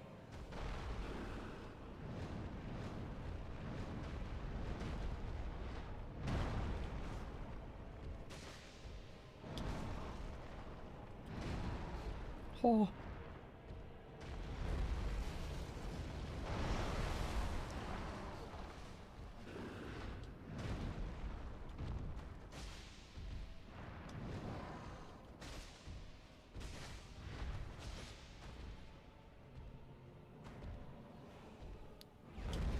Tactical retreat.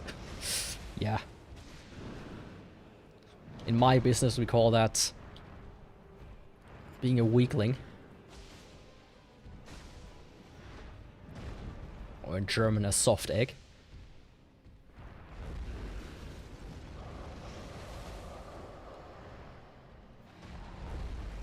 Wrong choice, buddy.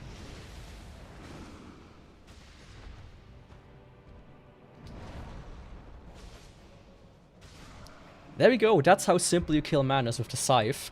I reaped the Father of the Abyss. Now you could change the way as I pronounced it there and it would have a different meaning. But you know what I meant to say. Now he gives you 10 humanity, so... Let's go.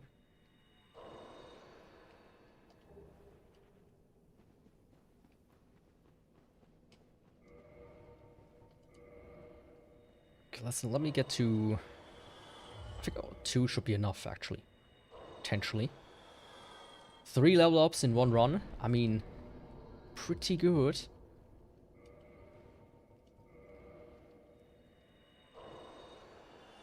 I'm getting closer to the 99 int. Level up. 15 more to go. Okay, time for Gwyn. Time for Gwyn.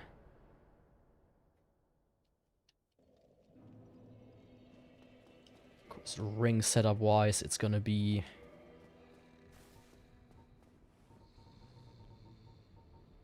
Hornet ring.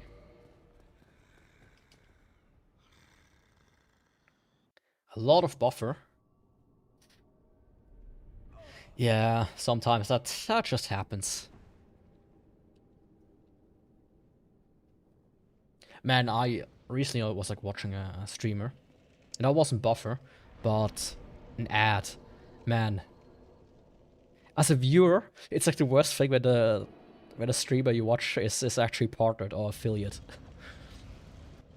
Like, goddamn. I was like chatting with a dude, and then an ad played, and I was like, okay. I couldn't hear your response to my answer, but I don't want to be the dickhead that asks the same question twice. Fuck that. But yeah, buffering.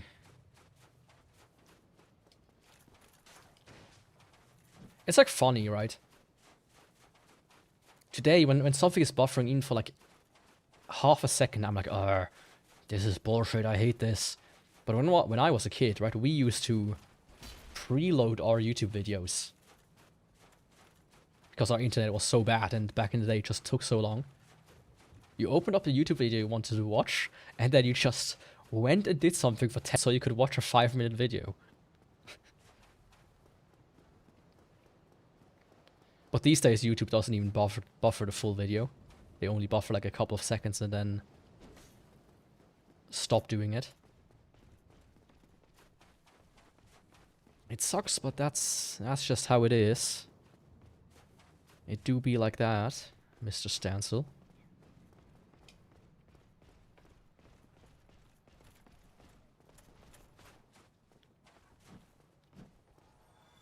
You want to taste what your master's gonna get? Well, here you go.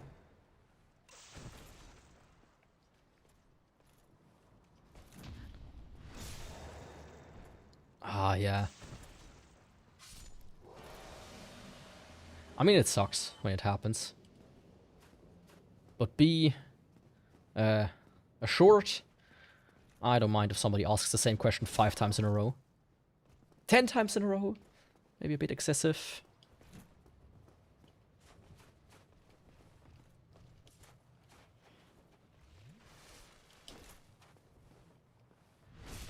Buddy. I was not finished healing.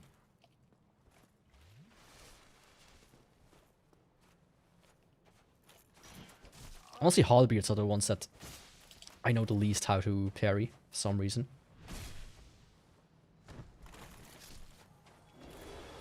A blue Titanite chunk.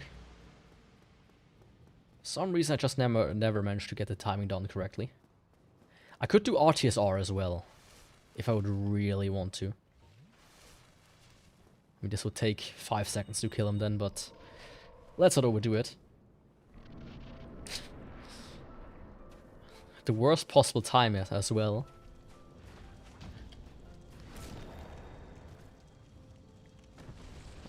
That's decent. If I can get like a bleed in. On top of this. Before he, you know, dies anyways.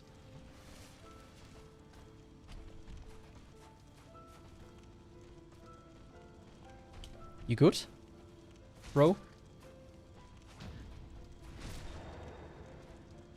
Little broski.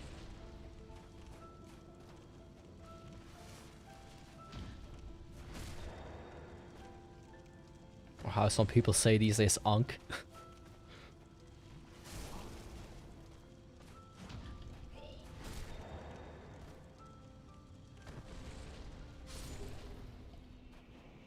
There we go. Goodbye, Gwyn. It was nice knowing ya. See you next time. Okay. This looks so fucking ridiculous. I look like a bumper car that's like connected to one of these lines. Right? Like, just imagine it's like an electrical wire on top of me and my Scythe is touching it, fueling me with power.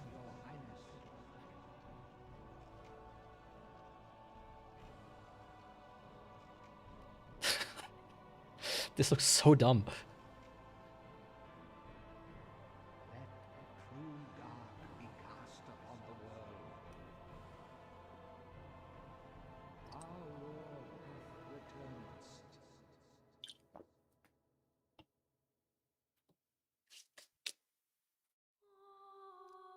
Okay.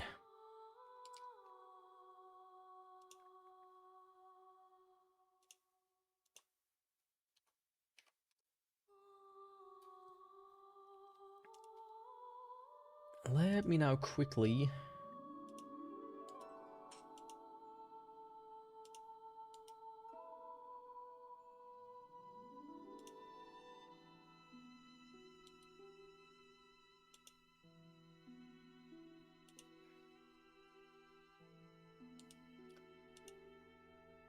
do it like this.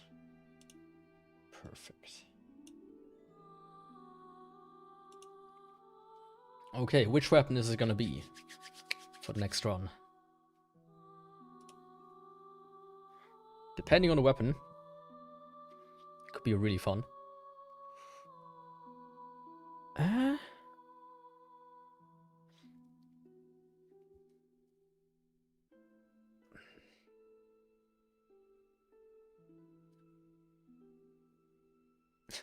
Yeah, that's why. Here's the thing. Here's the thing. I will veto this one. For one simple reason. This is like the only catalyst that benefits from me having 99 int. So I don't want to use it until I have 99 int. Right? So I'm gonna spin again. Also, I had like 3 catalysts already.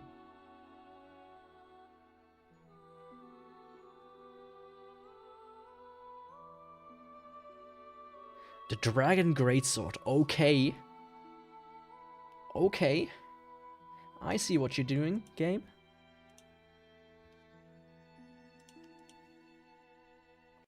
Let's check it out.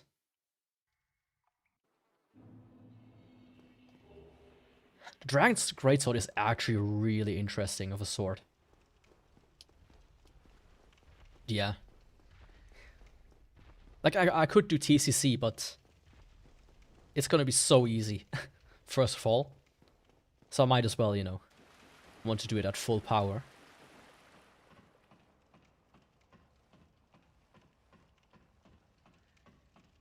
But once I reach 99 health, 99 int, I will do it. I will just set it and say that's the next weapon I do then. If I remember, of course. The Dragon Greatsword. That's the obsidian one. There it is. That will probably be one of the easiest runs. Great Scythe, you served me well. 504 AR. When I two-handed, it's 506 AR. It says, for some reason. Dragon Greatsword. The thing is with Dragon Greatsword, for those that don't know. Let me replace you with you. You have like a standard attack, which is just heavy. Same here. You have a heavy attack, but two-handed heavy attack. The problem with that is, look at that, it takes 50 durability away.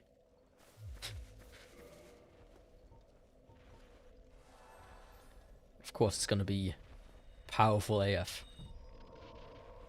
I remember a lot of people playing with this weapon back in the day, especially like in PvP and whatnot, because it is a really fun weapon.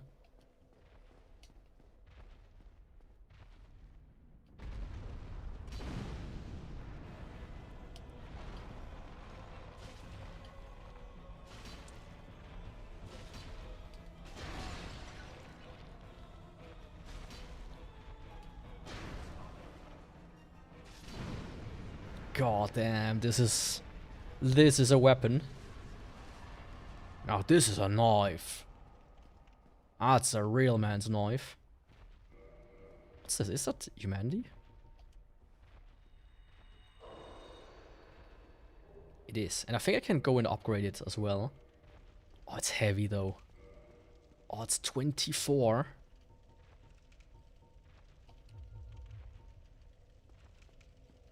Even without any armor, I'm like overweight.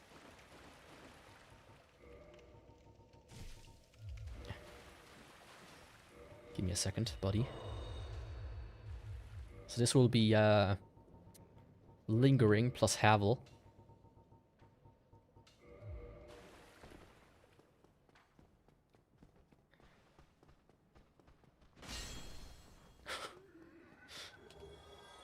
Bonk. Yeah, that's one of the original bonking weapons. That's for sure. It looks so cool. It looks kind of like the... In Elden Ring, you get like these weapons that are like black with the engravings on top of them. And they look exactly like this, kinda. I'm pretty sure this was an inspiration for those. Oscar? Feel the wrath of a dragon. Thank you.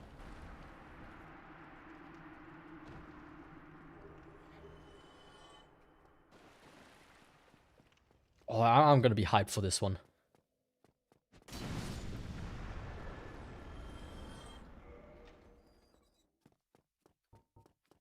Of course, enough repair powder is gonna be needed. Repair powder repairs like 100 at once, so... You survived? Hello? You little rascal, you.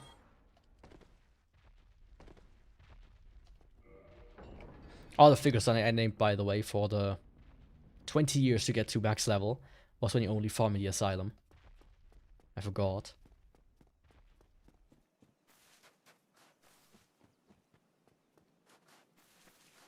But if you do it in general, it's like 800, 700 something hours. Yeah, you have a nice day too. Thanks for joining. I mean, it's gonna end very soon anyways. Just want to go and see if I can upgrade it already. With the body downstairs.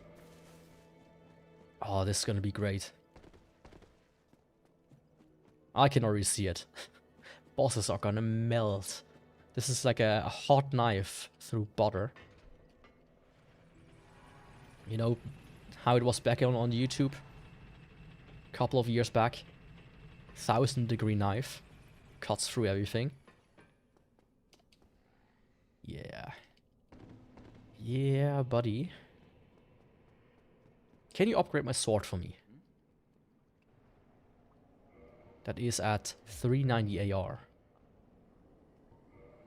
You can.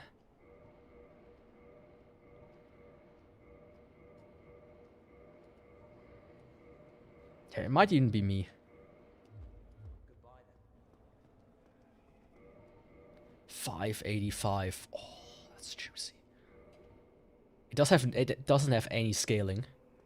But I mean, bong. What did it bounce off of?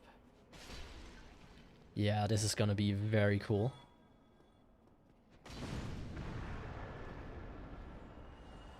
Yep. Okay, fantastic. Fantastic. With that, I want to say thanks for watching today. If you don't want to miss more, don't forget to subscribe and follow, depending on the platform. Also, either today or tomorrow, I will start Kingsfield 2 on the PlayStation 1. And yeah, thanks for watching, and bye to you, Marsabella, and bye to everybody else. Next one, next Saturday, is gonna be this hunk of a sword. That's gonna melt for every boss, and it's gonna go better than today. That one's gonna be a sub 3-hour run, almost, I would say. So yeah, don't miss it. Thanks for watching, and goodbye, and Ciao.